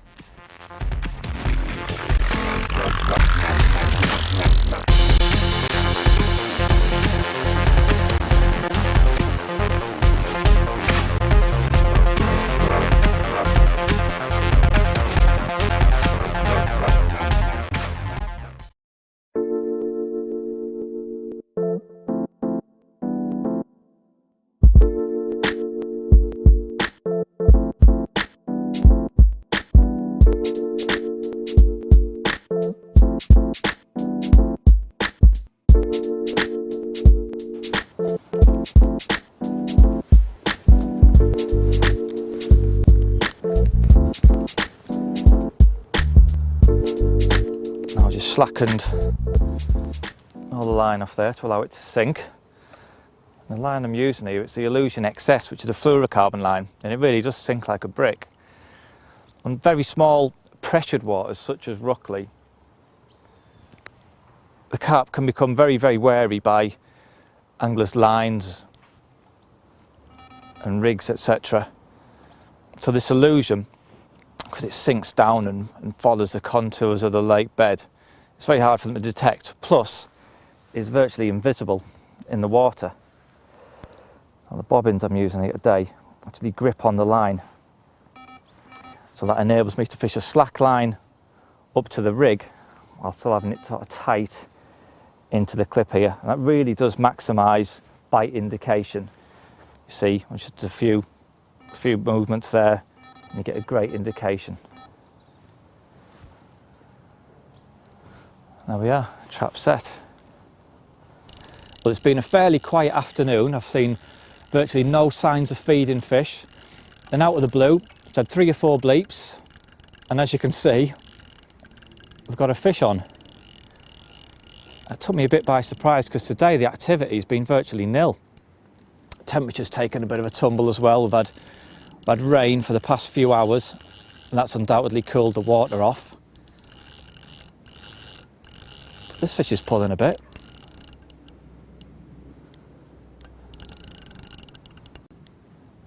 Doesn't feel small, but it's such a good average size here at Ruckley. is going to be a decent fish, whatever it is.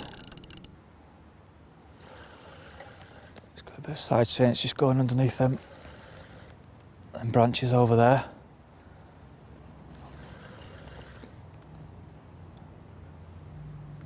I think he's clear.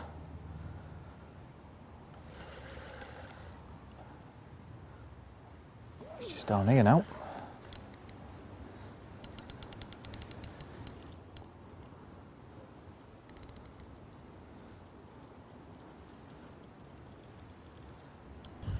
Is. Got my net over this side. Who's moved my net?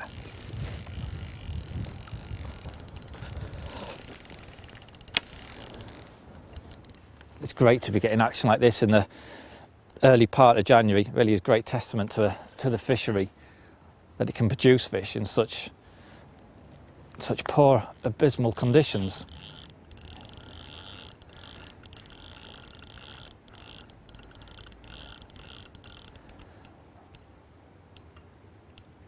Much of the mainland at the moment, they've had a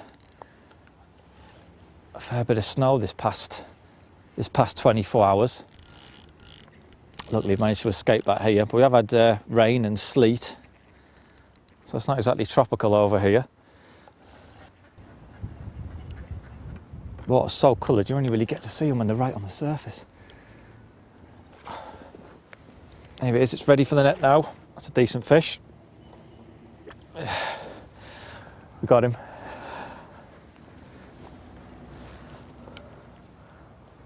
That's not a bad fish at all. Looks a 20, another 20 pounder. That's a right result.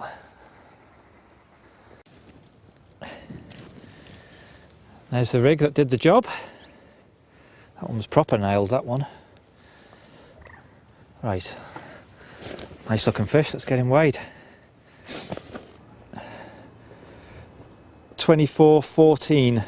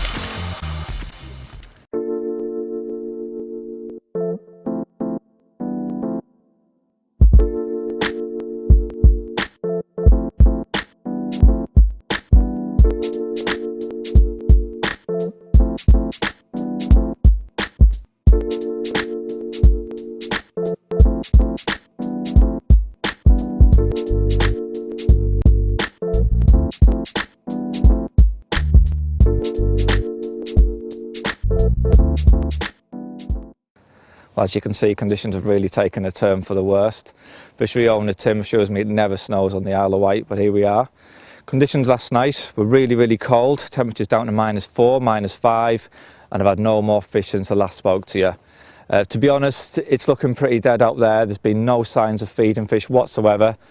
And snow on the mainland is really bad. The missus has rang me, she's stressed out. There's about a foot of snow at home. So I think I'm going to call it a day and head off back home.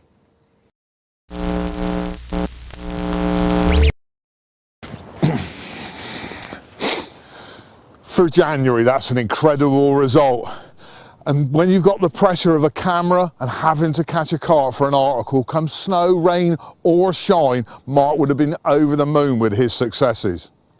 We're going to change tack slightly now and take a look at an under the radar carp fisherman. Last year this man caught arguably the country's best looking 50 pounder, and he's going to share with us right now just how he did it. He goes by the name of Lee Walton, and believe me when I tell you, he is one incredibly gifted angler. I've managed to track Lee Walton down on the lake that he's currently targeting. It's early April 2013. I'm going to pick his brains about a capture that I was privy to last summer, and I got to see a magnificent 50 pounder on the bank. Hello, Lee. Hi, Lewis. Nice to see you again, mate. Oh, indeed. Could be a bit warmer, but, you know. At least the sun's out. Trying its best. Last summer then, 50 pounder, immaculate fish, one of the best in the country, arguably. Yep. Well, we both know that much. So, Talk us through it, mate. well, I mean, it all starts a long time ago, kind of 7-8 years ago. First seen a picture of the fish. Didn't even know it existed to that point. Dave Moore showed me a picture of it, and just absolutely blew me away to think that there was a fish that had such appearance and was still under the radar. It was just unbelievable. So from that moment on, it was kind of, we need to be looking at obtaining a ticket for that water. Just to, you know, did the usual thing, just wrote, applied and waited, and 7 years later the ticket arrived and job on. So fast forward 2012, you've got your ticket, starts 1st of June, I believe. Yeah, it's you know, it's a late one, so you know, things are growing, things are green, and you know, I'd got a little bit of an idea of what I was going to do because I'd fished a lake just down the road, so I'd been privy to be able to have a look at the lake and see what it was about, and very weedy, as most tend to be these days. So it was, you know, until we put a lead in the water, we didn't exactly know what we were going to find, you know. So decided to just take it from there. And you was successful from the off. You caught fish straight away. Yeah, you know, I had a fish on my first session, which is nice. Gives you confidence. You know, as I know we're going to talk about chod rigs, that's how I always start. It gives you, you know, an easy access into a water, and you can, you know, I just tend to observe and look where fish are and chuck to these fish, and hopefully, you know, the chod rig will do a job for you to start with until you find, you know, other areas to fish. But it's a quick way to get going, and without having to thrash the water to a foam. Yeah, exactly. I mean, as you well know, I mean, I often turn up late at night after work, or I'm very early morning. Having, you know, I do travel quite a bit for my fishing, so there's a lot of turning up, and you're faced with what you're faced with, and you get on with it. You don't do too much work there and then, and just build a picture as you go along. So, you know, this little rig, as much as it is overused, it does, for me, get me going until I know otherwise, you know. And so you've turned up at the lake first session, you've gone in with chod rigs, caught a fish on your first session, as you say, so straight away you've got a rig that you know is working on that water. So I suppose for the following sessions you carried on with the chod rig? Yeah, I mean, you know, it's difficult to change something when you think, well, that worked. So yes, second trip down, you do the same. And that second trip, caught again. I was building a little picture actually, where I was using the chod, and I'd catch a fish, and then I'd maybe change a few things, bait an area, and change my rig, and then nothing happened. So I thought, it seems that this is, you know, it's certainly helping me catch. So why should I change? I look to change off it, but at the same time it was telling me it's working. So for the moment, stick with. Yeah. So the main target was obviously this incredible 50-pound linear that you said first came onto your radar a few years previous. You caught that fairly quickly, not very long into the ticket at all. A lot would say too quickly, and so would I actually. But how many nights was it? In total, I think it was 7. I'm not sure, 7 or 9. Don't exactly keep records like that, but from memory it would have been 7 or 8. Well, I remember getting the phone call 6 o'clock in the morning. I knew exactly what was coming, because you're not one for ringing people that early unless you need a photograph of a very big fish, and it was the phone call I'd more than happily took at that time. Me and Alexi, we'd seen you a few days before, and I was fishing the BCAC with Alexi, and we reeled in, left the swim, drove from York all the way back to Peterborough, and we got to see an amazing fish. We'll see some footage of that fish running, I'm sure.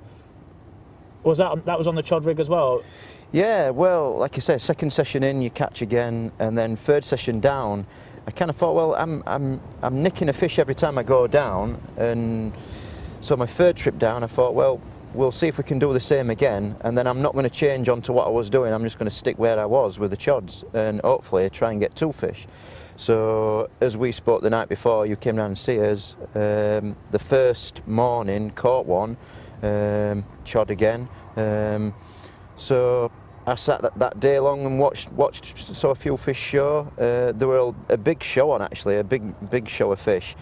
Didn't know whether to move on to them, or I had the idea that this big fish would probably be a loner, so you kind of get these ideas in your head, and I thought, should I stay away from the pack of the fish and you know, up the big ones on its own, or should I just get into catching fish? And I thought, well, you know, early days on a lake, for me, you've just got to get catching fish. That fish has got no real history as such where you could target it, so it was just, let's get catching fish. So I did that. I moved again, a chod, and then the following morning. You've caught a fish. Yeah, most people would be happy catching a fish. Yeah, stay put, but you've decided to up sticks, move right round to the other side of the lake. Yeah, and set up on showing fish.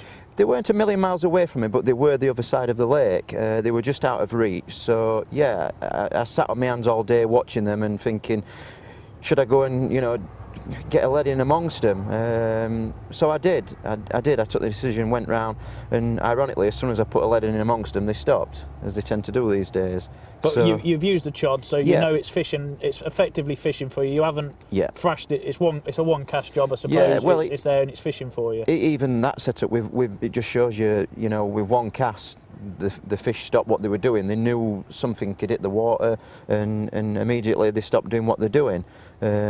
So I just proceeded to put all rods out, and then just hope they were still in the area or wanted to come back to the area, and we'd pick some action up. Bright baits or dull baits? Yeah, bright baits again to start with. Not usually my thing. I have a few favourites, and you know, that's particularly one of mine. So pink pepper as it goes, and yeah, 3 of those went out. Any free offerings? No, none at all. None at all. No, I might sometimes flick a bit of bait into an area and not be fishing it and keep an eye on it. That's one of my little things to do. And I did actually. My left-hand rod was the rod, my last cast, which was the one the fish came on the following morning, and that almost went to an area where I was going to put some bait. So a lot of luck plays its part, you know, and that's carp fishing. Yeah, it is. Yeah, you look back and you know, you accept what you get. So yeah, so the left-hand rod on the chod rig, pink pepper popper, as you said. Yep. It's rattled off. How soon into the fight did you know you was attached to the one? Difficult one to say, and people will go, yeah, you can say that, but at the exact time, it was unbelievable. The take itself was just nothing I'd experienced. It's a phenomenal fish, and we both know it doesn't do a lot of captures, and I actually think once the lake does weed up, the reason why it doesn't do a lot of captures is it probably gets lost a lot. It's just an animal. It's shaped for it, isn't it? Long and torpedo. It's a phenomenal fish. It's a male, and it's angry with it, and I was certainly convinced enough at that immediate sort of juncture to think this could be the one, and yeah, well, proved to be. So it's in the net? Yeah. Obvious. Bit of drama in between that, I have to say, but yeah, it went in, and unbelievable when you see it, you know, and nothing can kind of prepare you for that. It's all right seeing pictures, but when you see them in the flesh, them kind of fish are just unbelievable. Rare. Yeah. I mean, you know, I do keep fish, so I know that, you know, it's a strange one that males don't tend to grow that big. Just to explain for the camera, when Lee says he keeps fish, he doesn't mean when he catches them, he keeps them for himself. No. He is into the koi keeping game. Yeah, sorry, I should explain more. Yeah, I do keep fish at home. I've got my own pond, keep koi and so on. Don't show them, it's just purely for my own personal pleasure. But yeah, you do see in the koi industry that, you know, males don't make big fish. We know that through, you know, people stocking fish into lakes as well, that females are the one, and the less scales, you know, the bigger they probably will grow, and they do. It's well documented. So to have a male that is so big that is a male and has got scales is a rare beast, yeah. So high up on a lot of people's targets, yes. that fish in particular. So the chod rig's done the business for you very quickly. Yep. Very little disturbance, one cast, next morning it's away, single up bait, bright one up off the deck in its face, and you've got the target fish. So I think it's about time we took a look at chod rigs in a little bit more detail, and one rig that's very, very in vogue at the moment is the naked chod rig. Yep. A lot of lakes now banning lead core and leaders, so more and more people having to fish the chod rig on a naked format with the line straight through. It's part of the Edges range, which I know you've been lucky to have a little bit of input in testing as a sponsored angler and a shopkeeper, is a couple of specific products for naked chod rig fishing. So should we have a look at them in a little bit? Yeah, indeed, yep. Okay then, Lee, let's take a look at these chod rigs in a little bit more detail. We've got a couple to look at, both of them fished naked style. First up, the fixed chod rig, as it were, and it's incorporating the tungsten chod bead, which is in the Edges range. Over the lead we've got the buffer sleeve here, which it's got this little female recess in the top, which will become clear why that's there in a little while. And then up the naked main line, a bit further, we have the tungsten chod bead itself. Now this can be fixed any distance above the lead. It grips really taut, so you can just slide it to the position you want, and you'd set it to maybe 6 inches, 12 inches higher up than the depth of the weed that you're fishing over. So for this to work, you need to know the depth of weed that you're fishing over.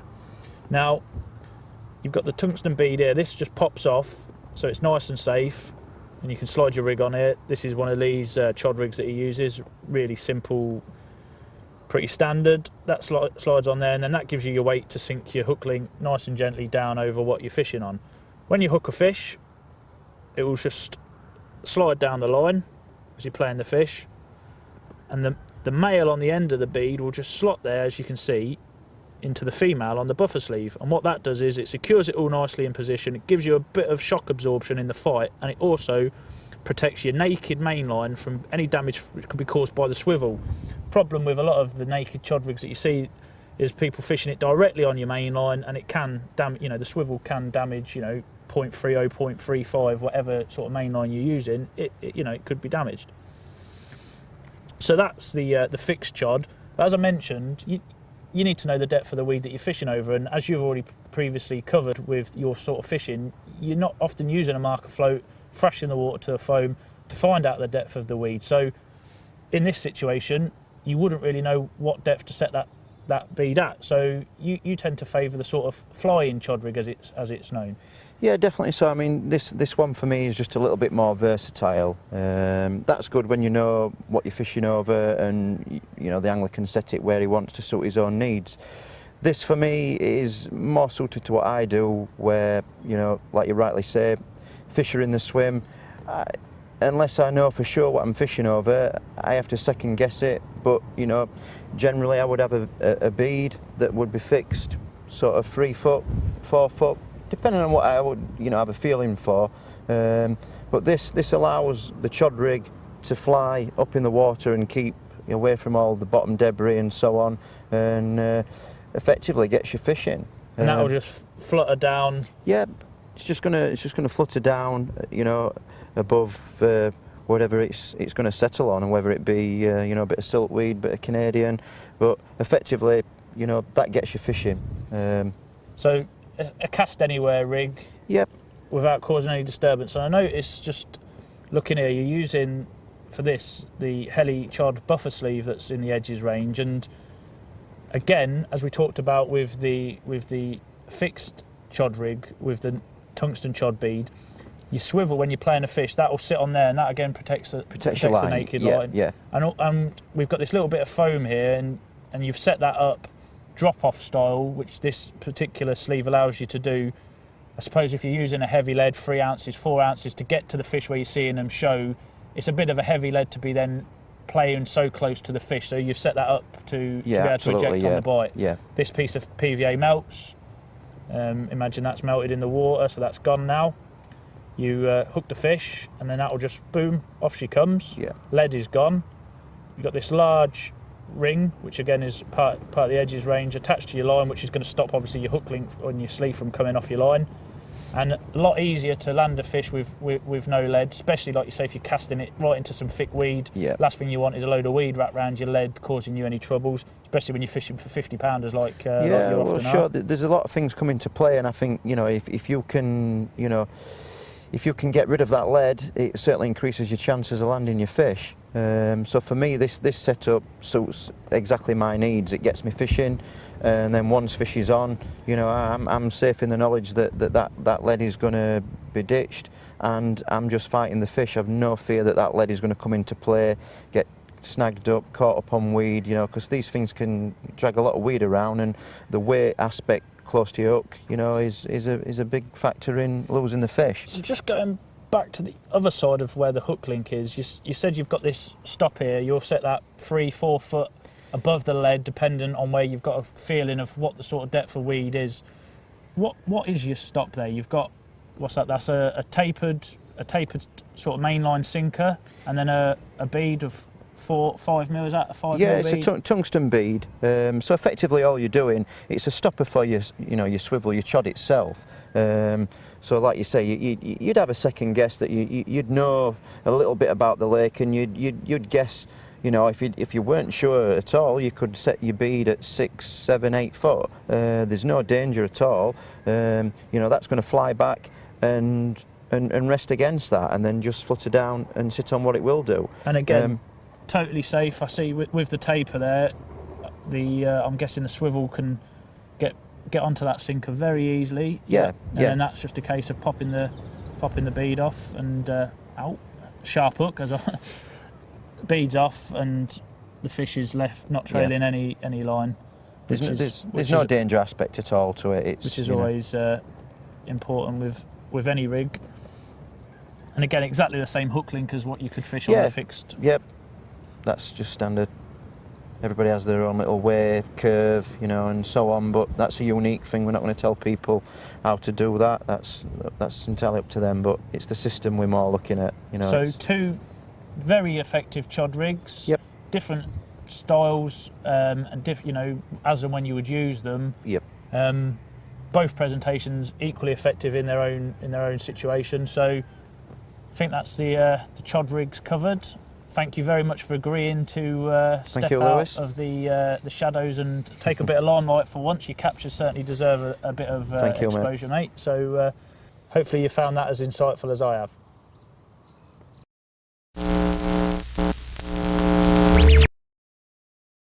What an incredible capture of a truly special carp. Now, there can be little doubt of the impact that the chod rigs had on carp fishing over the last few years.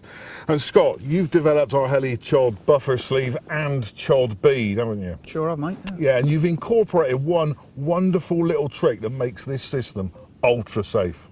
Yes, mate. Well, during the injection moulding process, we've created this little hole at the top of the chod heli buffer sleeve and also on the chod buffer sleeve itself. Now, this allows us to fish the helicopter or the chod style beads with a drop-off lead.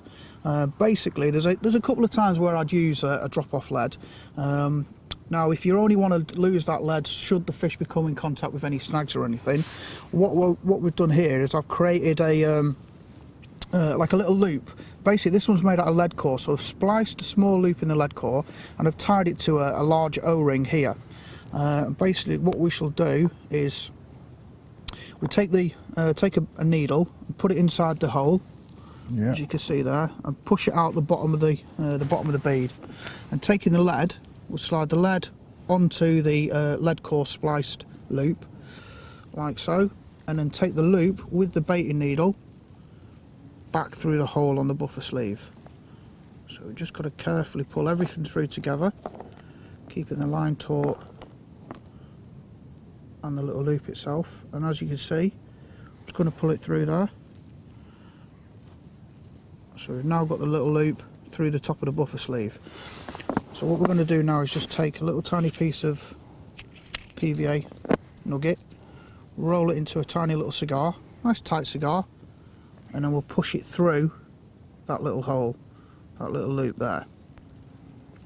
So as we push it through all the way in, now basically that little PVA nugget's stopping the loop from pulling back through the buffer sleeve. I'm just going to trim it off like so.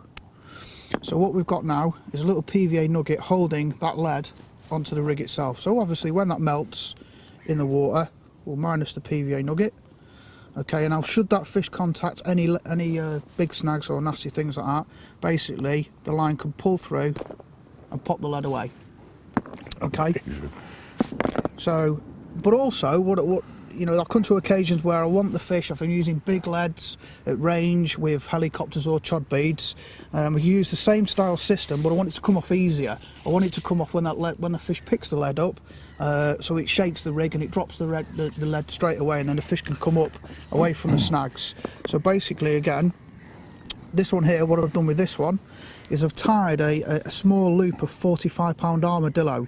Now this is a lower diameter than the loop on the lead core, so it allows the loop to pull through the hole easier, and therefore you won't need as much resistance for it to come through. So again, just pushing the needle through the hole. On this one is the heli-chod buffer sleeve, and then we'll just slide the lead onto that little loop. Bear with me on fingers and thumbs. And then again, we just want to pull this back through using the latch on the needle. Okay, you want to pull it back through the bead and out the top pops. And again, just open that little loop up. And the same again, you put your little PVA nugget inside there. Now obviously when this PVA nugget melts on the bottom, because this is a lower diameter little loop, it pulls off easier. Yeah. So should that fish pick up that bait, it will release the lead quickly and then come up in the water away from the snags.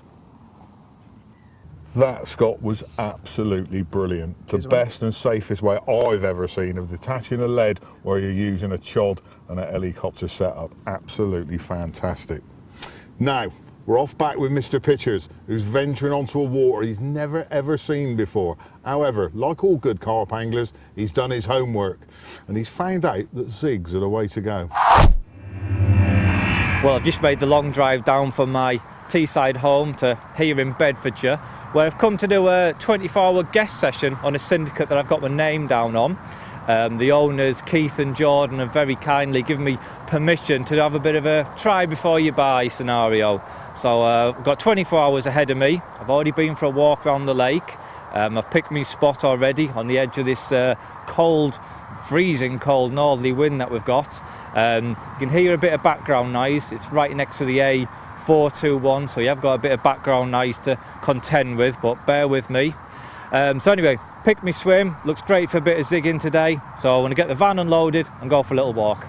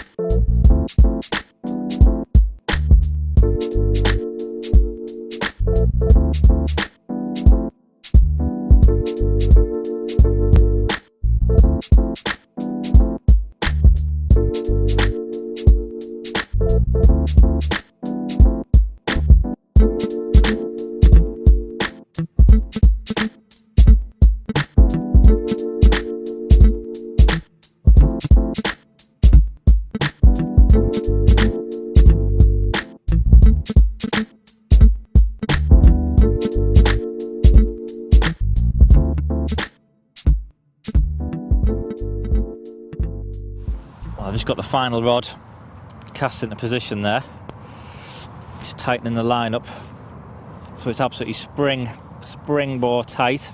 That really does greatly improve the bite indication, because I'm fishing with long hook links, because the fish have got so much room to manoeuvre. They've got that sort of long, that big arc in which they can move around. By having the line as tight as this, as soon as that lead moves, it's transmitted back as an indication. So there you go, that's really tight now. Got a good plumb round in the swim and found an interesting feature. Got a gravel bar which comes up to about 14 foot of water, and either side of it's about 18 foot. So I positioned 3 zig rigs just over the back of that bar in that 18 foot of water. Got them at varying depths as well, anything from sort of a few feet below the surface to mid depth. I've also tried a few different coloured forms. I've got a yellow, a black and a red. Because we've got quite low light levels here today, quite often it's a coloured form that can produce in conditions like this. Needs a fish straight away.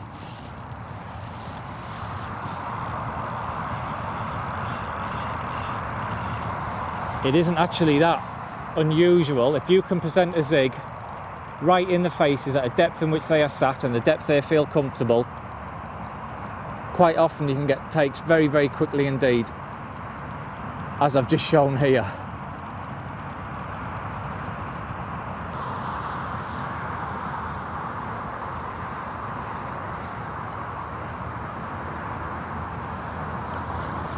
Doesn't feel a bad size fish. Anything's welcome on a cold day like today.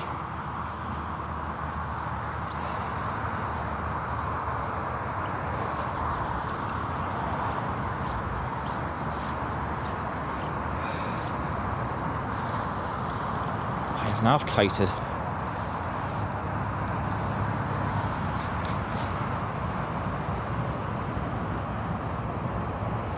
It's coming in a lot easier now.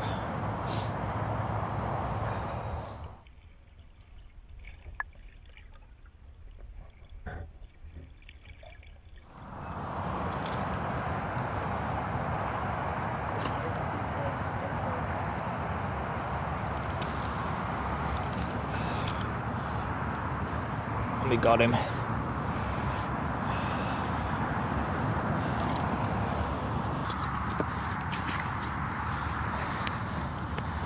Well, here he is.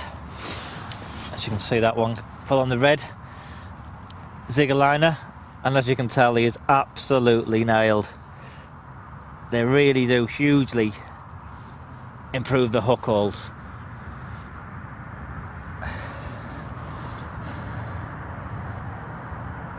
There he is.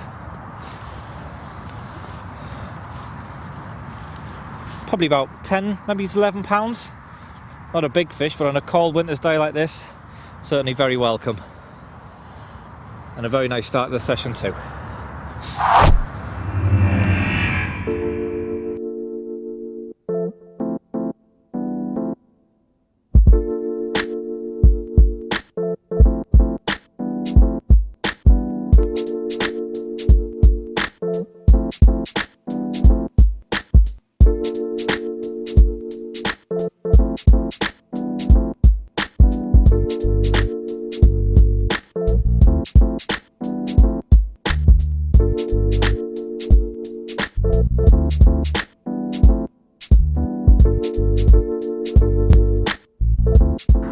Well, good morning everyone. As you can see, managed to bag another fish. This fish actually came just before it got light, about 5 o'clock this morning. It was still pitch black, and it really does expel the myth that zigs only work through the day. The carp's night vision is far superior to a human's. They've got no problem in finding little food items. And it's actually brightening up a little bit now, so I think there's going to be a few more fish coming up through the day. Let's see.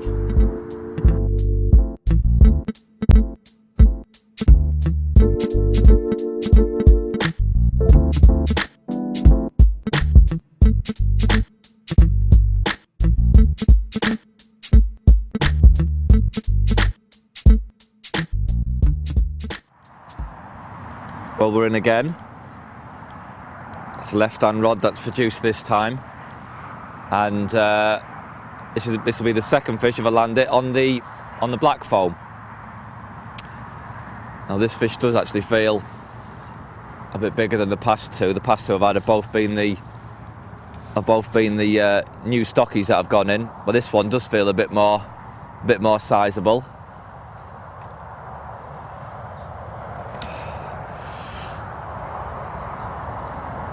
Been back over these rods 2 or 3 times. I don't know how I've managed not to wipe out the other 2 rods, but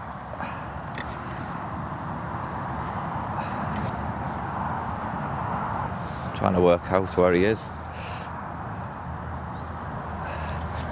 Yeah, it definitely feels a bigger fish than the past 2.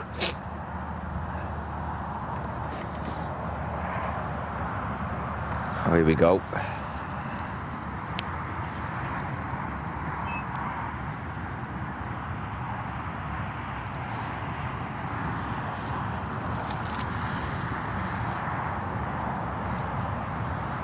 Oh yeah, that is a bigger fish. The lead's come off, that makes it a lot more easier for landing them.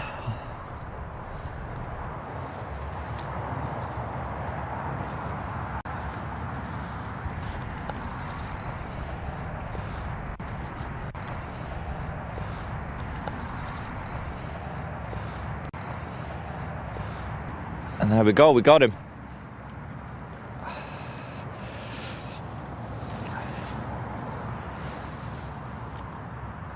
Yeah, that is a bit bigger.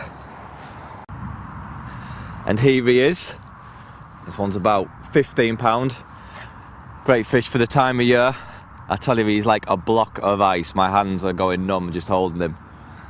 So in conditions like this, it really is a great result, and I'm well chuffed.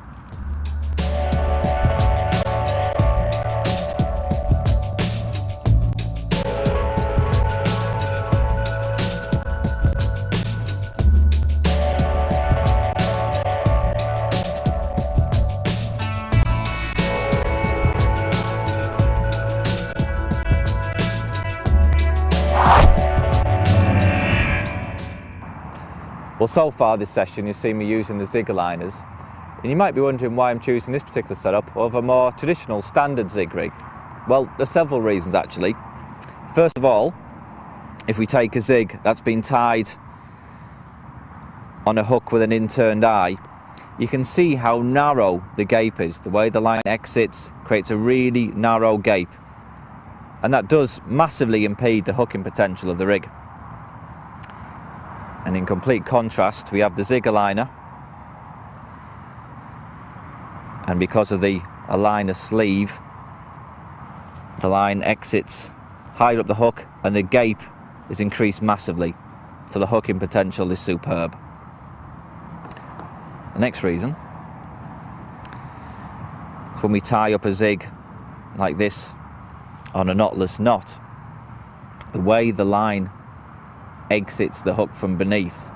But when we're using the fine diameter lines that are often associated with fishing zigs, these lines can become damaged by the eye of the hook.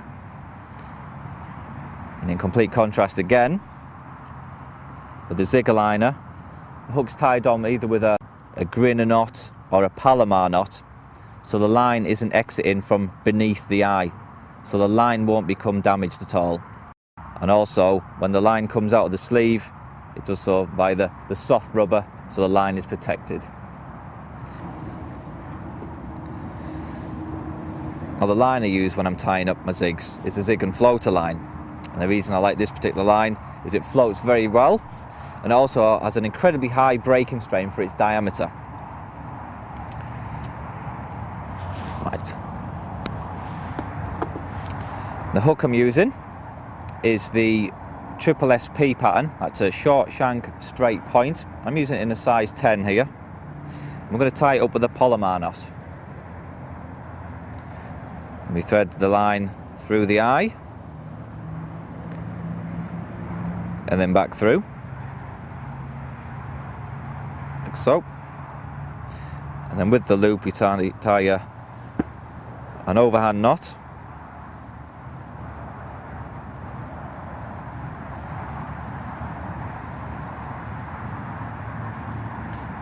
And then we thread the hook through the loop we've just created.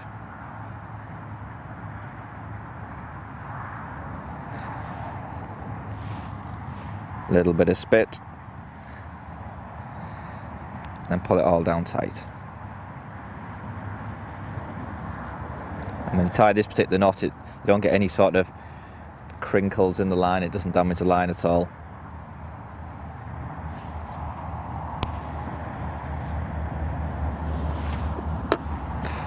Just trim that off,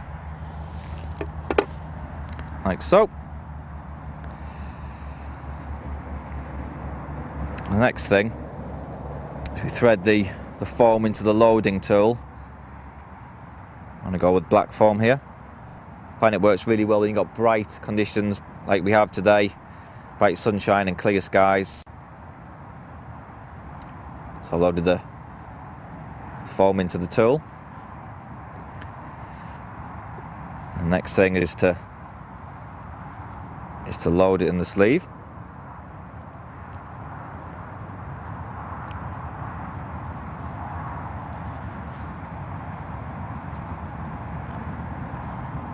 Like so.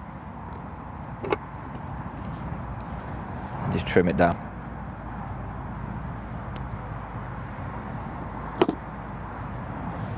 Like that. then it's just simply a case of sliding the zigger liner down the line and over the hook. Just wet it a bit first.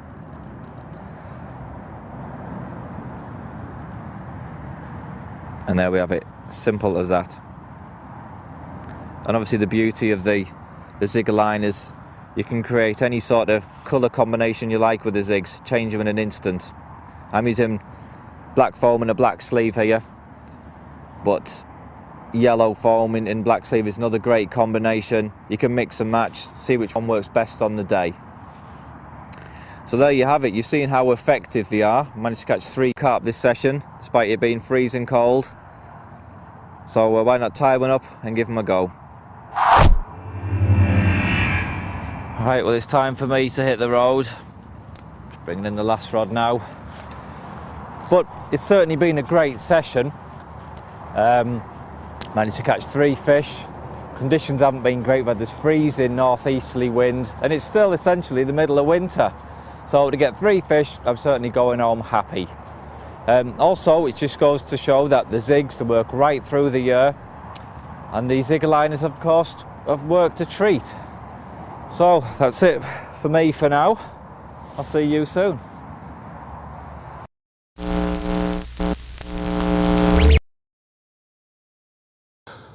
Pictures producing the goods once again and showing the effectiveness of the clever little zigger liner.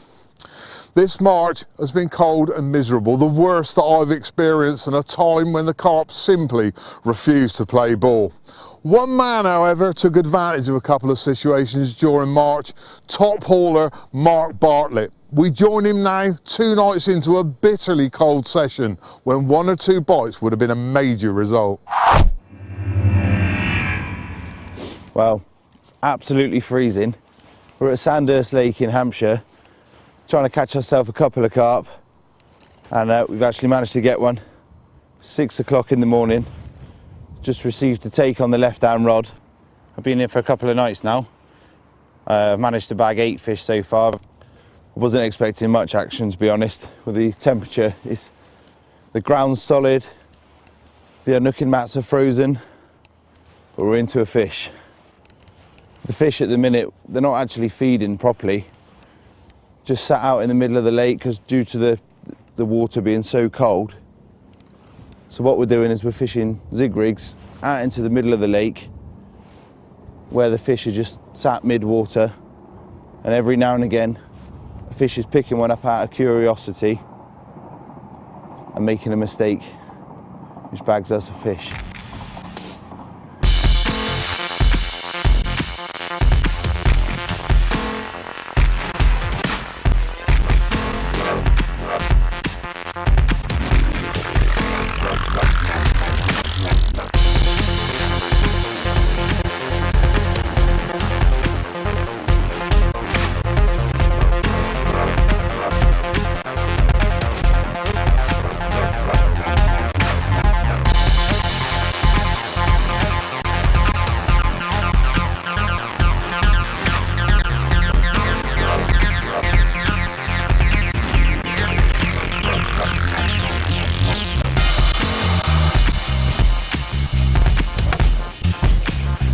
Nice Sandhurst carp in the freezing cold. I've unhooked the fish and got it residing in the net just in the margins. It's absolutely perfectly fine.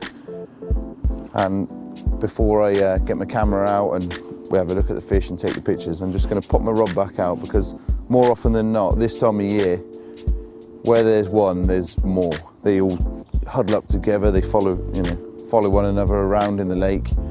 So it's well worth getting your rod straight back out, because you could have another bite within minutes. So I'm going to do that, and then I'm going to show you this fish that I've caught.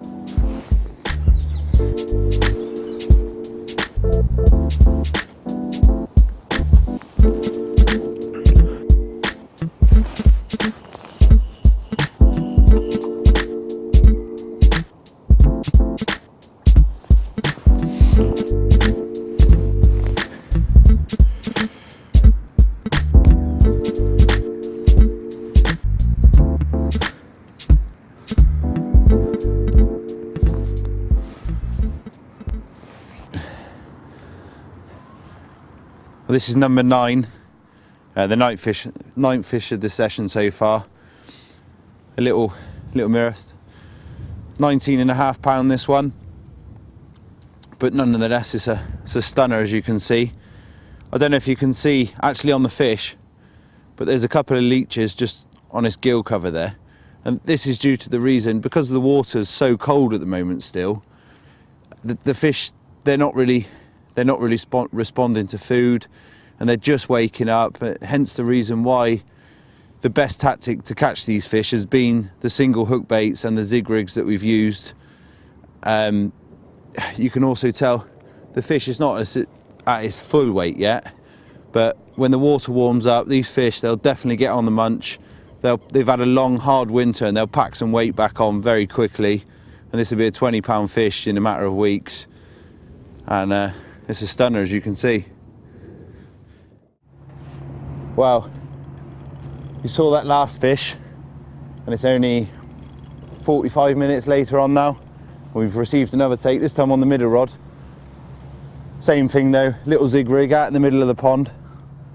This one's a little bit higher than the other rod, so obviously there's a few fish cruising around out there, and we've managed to intercept another one, which is good. It's so cold though. Again, when I'm playing my fish on the zigs, I like to keep the rod nice and low. You see a lot of people with the rod up high, but I've always played the fish with the rod down low, and they seem to come in a straight line.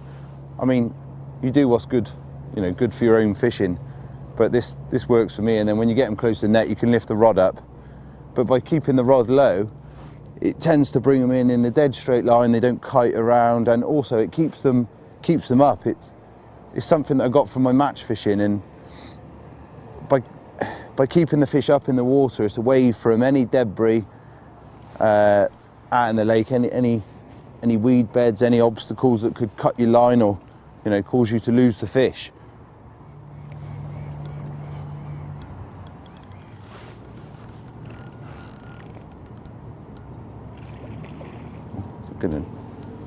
It's a good one.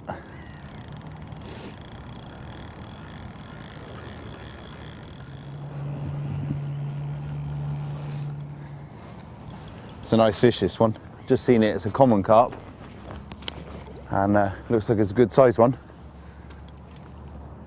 Again, I can see that I've dropped the lead straight away on the take, which has made me get the fish in really quickly.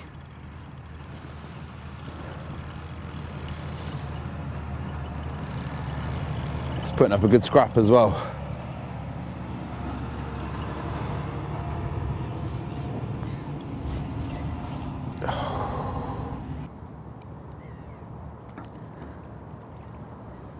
That's a nice fish.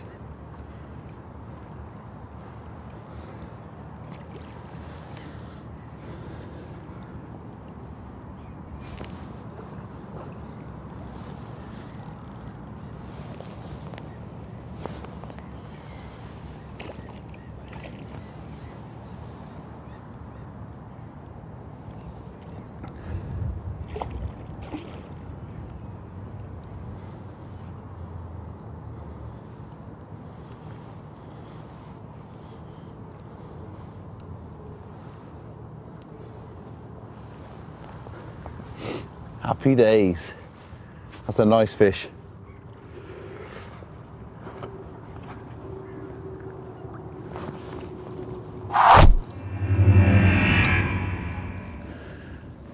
Here she is. 25 pounds 6 ounces of sandust common carp. What a stunner. Put up a real good scrap as well. Used every bit of her weight to bully me around a bit. What a beautiful fish. What we'll do is we'll put this one back, and I'll show you exactly how I've been catching these carp over the last couple of days. So you know, so you can get out and get there, bag yourself a beauty like this one. When I started my session, I turned it up and I didn't really know what was going to happen. So I'm just going to run through with you how I started the session and how I've actually ended up fishing now. I turned it up, I thought they're not really in the mood for the food with the way the water's so cold, so I thought I'd just start on something small and bright. I've got a little pop-up rig here, little white hook bait. The reason for this is I just want to catch the fish's attention. They're not really feeding that much, so something real bright, blatant, rather than piling in food to them. They're not up for it, so this is the ideal thing for it. I've got a size 4 SSBP. It's a good hook. You don't want to be messing about. If you get a bite, you want to put that fish on the bank. So none of this airy-fairy stuff. Size 4 hook, bank your fish. Got a 25-pound weedy green matte Cortex hook length. Again, it's a strong hook length. It's not going to break no matter how much pressure I put on it. It's reliable and the one for me. Around the lead, this is a Trans-Khaki slick leg clip. Now, these slick leg clips are designed for easy ejection of the lead. As you can see, if I take the tail rubber off there, there's no ridges at all on that.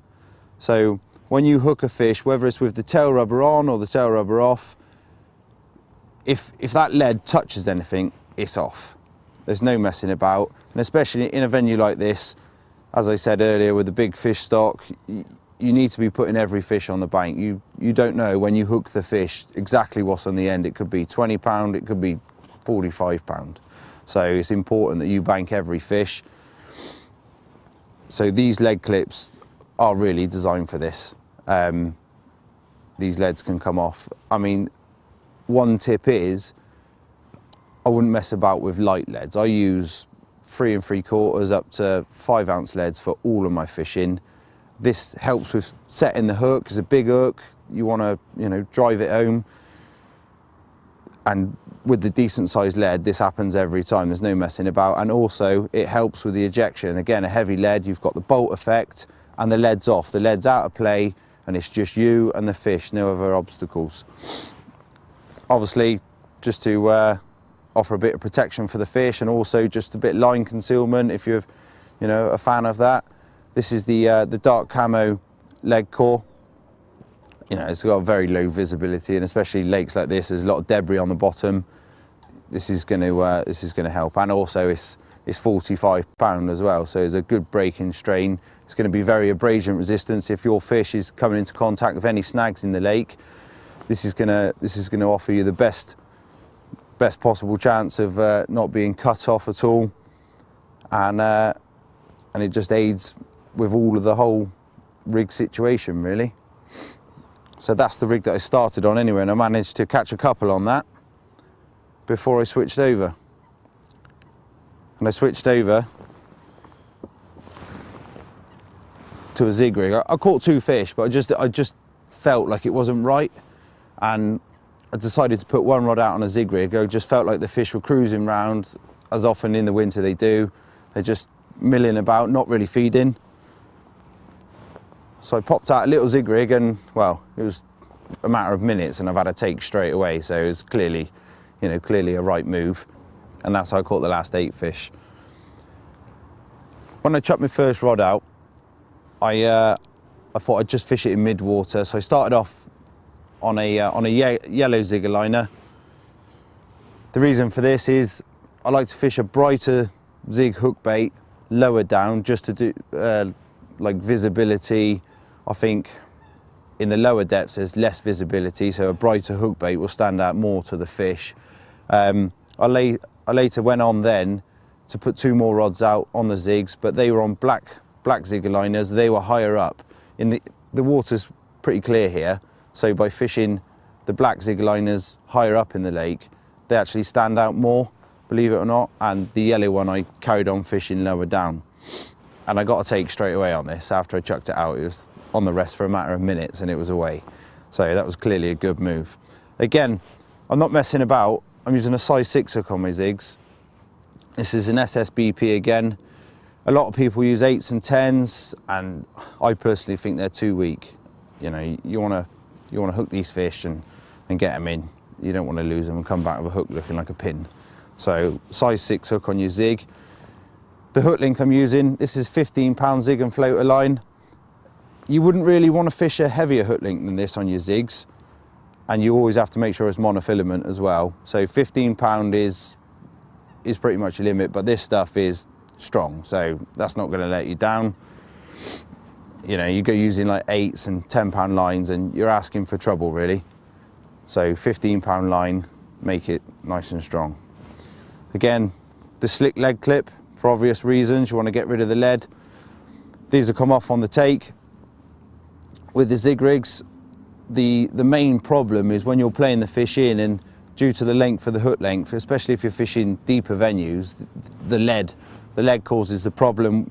You can imagine that coming through the water, it's asking for trouble, bumping into like your other lines that are already still fishing. So the lead comes off, you're not going to catch your other lines, you're not going to have the lead swinging around when you're trying to land the fish.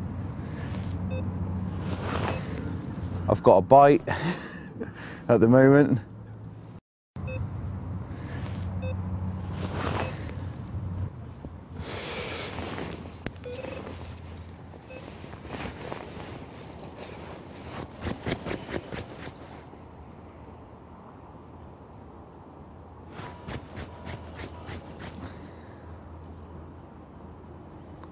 And we're in.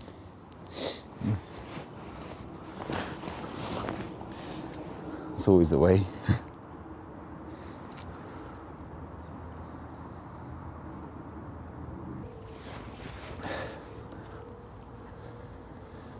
Well, before we were rudely interrupted by this carp that's taken my black and yellow zigger liner, we were just discussing about dumping the lead. The lead's come off on the take, and I was just moving on to the shock leader. The shock leader I use is a 30-pound Armadillo dark camo shock leader.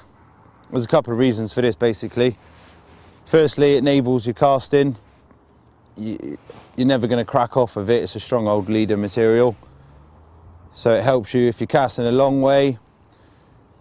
You know, you're not gonna break your main line and crack your rig off, leaving the rig in the lake on its own. But really the main advantage is its abrasive resistance to obstacles in the lake. I fished here a couple of weeks ago, and I actually got cut off by a snag under the water, and this was due to the fact that I didn't have one of these leaders on. And if I'd have had one of these leaders on, I would have landed every fish that I hooked. So I've come back this time and I'm geared up for it, and every fish is being put on the bank with no losses at all, which is what you want to be doing. And the leader itself, it can rub against things, and it's not gonna let you down. The version that I'm using at the moment is £30, and they actually do a £45 as well. And like the £45, I mean, that's for extreme snag fishing, and maybe fishing abroad as well on the continent in Europe. It's a nice fish. And yeah, where was I?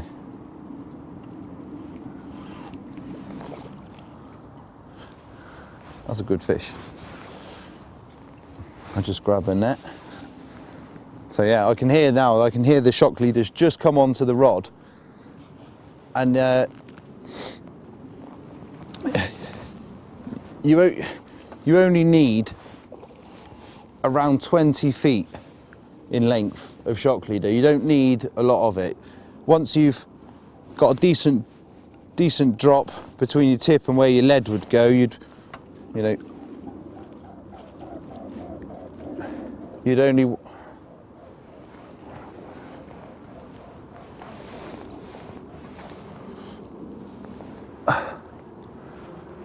right, now he's in the net, we can talk. As I was saying, with your shock leader, you only need around 20 feet in length. You only want enough just to get a few turns on the reel, and then when you've got the rod behind you ready for casting, you've got a decent drop between your tip and your lead. And this will give you plenty plenty of line. Then if the fish does take you into a snag, there's going to be more than enough leader there to protect your line from getting broken off. Now, let's have a look at this baby. Well, there it is. She's all been weighed up, 28 pound free. You saw there how quickly I got that fish in. There's no dramas at all. You get the bite and you know it's a fish on the bank. The best way and the best advice I could give to you is fish strong, fish safe, bank every fish you hook. Don't mess around. Lovely.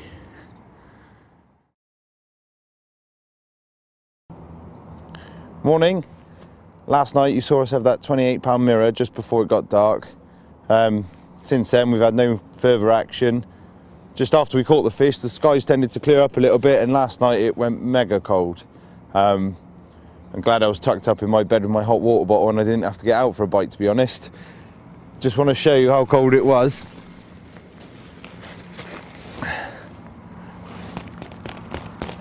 That's solid. Yeah, so I was glad I was all tucked up nice and warm. But hopefully, with the way the weather is now, it's quite good for zigs really. Clear skies, nice little bit of sunshine breaking through this morning. So hopefully we'll have a couple more chances to slip a few fish on the map before we shoot off later. So we'll give it a go.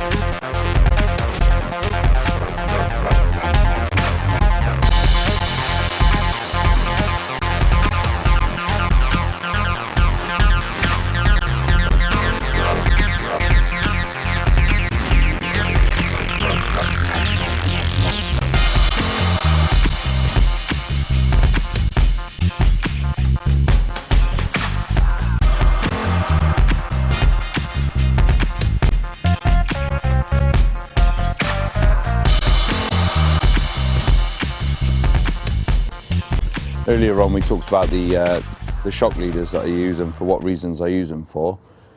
If you think that they're complicated to put on your rod and that, they're not. They're quite simple really. It's just a grinner knot one way and a grinner knot the other way.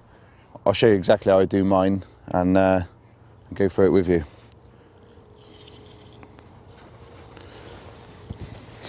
Just take your shock leader and obviously you've got your main line here. All you need to do is lie the two up against each other, one going one way, one going the other. Take your shock leader first, make a nice loop in the shock leader next to the main line, and then simply go through the loop and around the main line 4 times.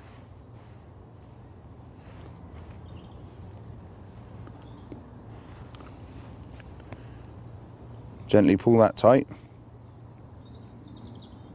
You don't need to pull it really tight at this present moment, just nick it together. Then take your main line, make another loop, the other side of the knot, and then repeat the process. 4 times through there.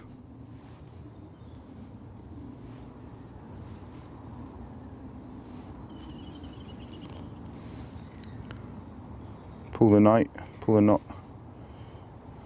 nice and tight, and then you'll see the 2 knots together.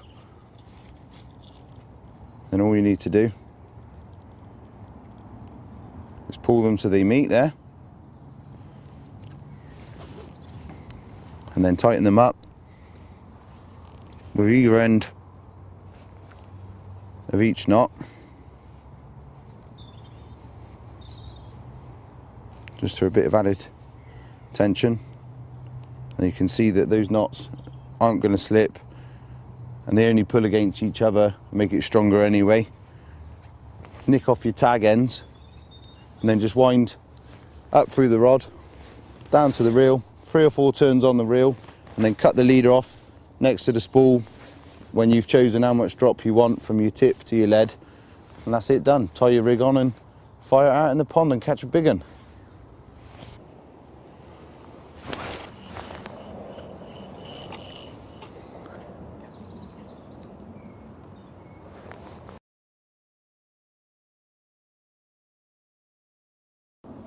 Fishing this particular way with single hook baits, whether it be like on the bottom or up in the water with zig rigs, you're not fishing over any bait. So by moving your rods around, you're not actually losing anything. And this tactic is actually specifically for just searching the fish out themselves.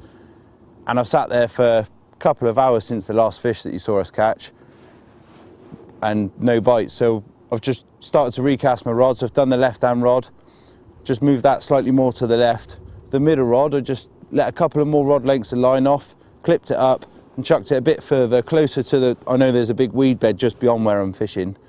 And I've put that rod on the rest, just started to wind my third rod in to cast it out into a different spot, and the middle rod's ripped off straight away. So, so with this particular tactic, when you're not actually feeding any bait at all, it's well worth moving your rods around and actually using the rods to search the swim out rather than using your bait as a feature. And as we're not using any bait, it's done the damage and got us another bite just by changing a couple of rod lengths further, and we've got another carp on the end of here.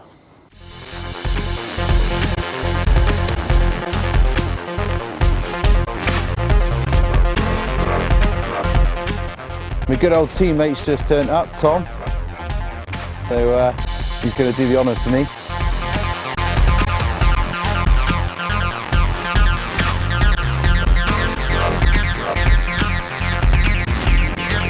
Well done.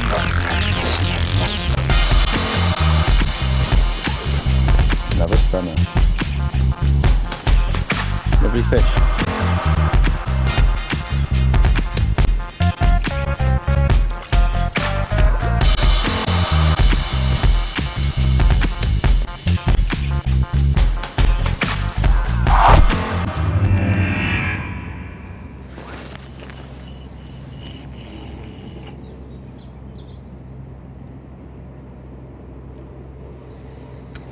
You've just seen me cast out there. Just one little tip for when you're fishing. You want to be accurate and know exactly where you're fishing all the time. And what I've done here is I've actually clipped my rods up to a certain distance and I've put a marker on the line. So I know that I can get the rod, once I've caught a fish, right back on the same spot and try and catch another one. All you need to do is just, when you find your spot with your marker float or whatever you're doing, make sure you remember the tree or the telegraph pole or lamp post in the horizon for you to aim towards it. And then using two sticks 12 foot apart, you can wrap your lines around it and you count how many times it goes around the sticks. You can then clip that up on your spool. So when you cast that into the lake towards your marker, that's going to stop the line at exactly the right position. And once you've hooked a fish, obviously you're not going to know where that is. So using the marker elastic, which I tie on the line, I actually use two pieces just a short distance apart, and then that'll tell me if the elastic's ever slipped. So just to reassure me rather than me worrying and checking, and you know, it's just reassurance really. And this enables me to get the rod back out into the lake on the same spot every time with no dramas, and you're fishing instantly, not thinking, oh, where have I just put that rod, and worrying. And then you're on the money, ready for another one.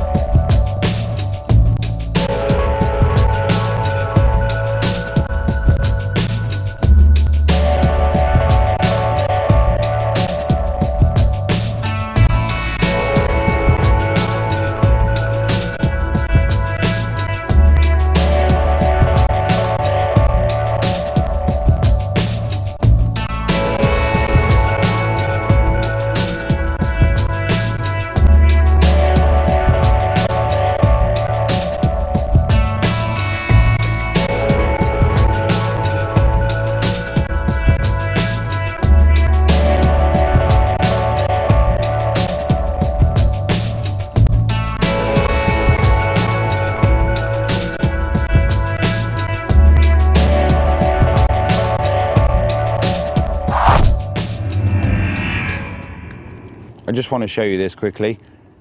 Basically, this is what I store my zigs on. It's called a zig disc, and it's pretty self-explanatory really. In the past I've used other things and it was alright, but this has been specifically designed for zig fishing and storing your zigs. You tie your hook on and your zigger liner, hook your zigger liner into the end where it's supposed to go, in the recess there, and it makes it a lot easier for counting the depth of your zig out, rather than sitting on top of a tackle box counting out a foot at a time or on your marker rod. You hook your hook on there, and one circumference of the disc is exactly 1 foot. So you just put your hook in, wind it round, however deep you want your zigs, and then basically cut it off, take a pin out of the end, tie a loop in the end of your zig, and pop the pin in the foam. You can store a number of zigs on here. There's 15 recesses, but they're big enough for a couple of zigs really. You can get plenty on there. You can tie these up at home, so when you get to your fishery where you want to fish and start your session, you're fishing straight away. There's no messing about tying up rigs. I've got a couple of these because obviously do a few competitions and stuff, and it just keeps me on the ball. I'm not messing about. I'm straight fishing again if I need a new zig. And this just goes in my little pouch. Stop it getting in any mess.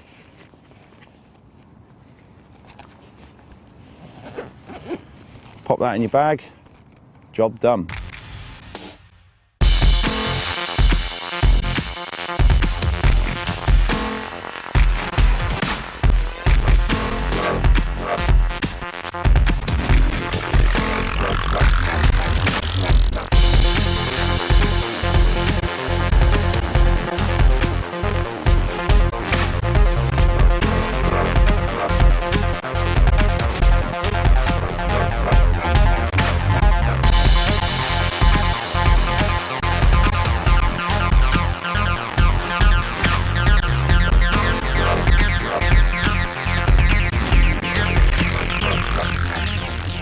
Well, I've finished as I've started, still catching. This one, I hope you'll agree that it's probably the nicest one that I've showed you. It's an absolute stunner, 22 pound. Well pleased with this. It's a beautiful fish and a real nice way to end the session. Lovely time on the bank.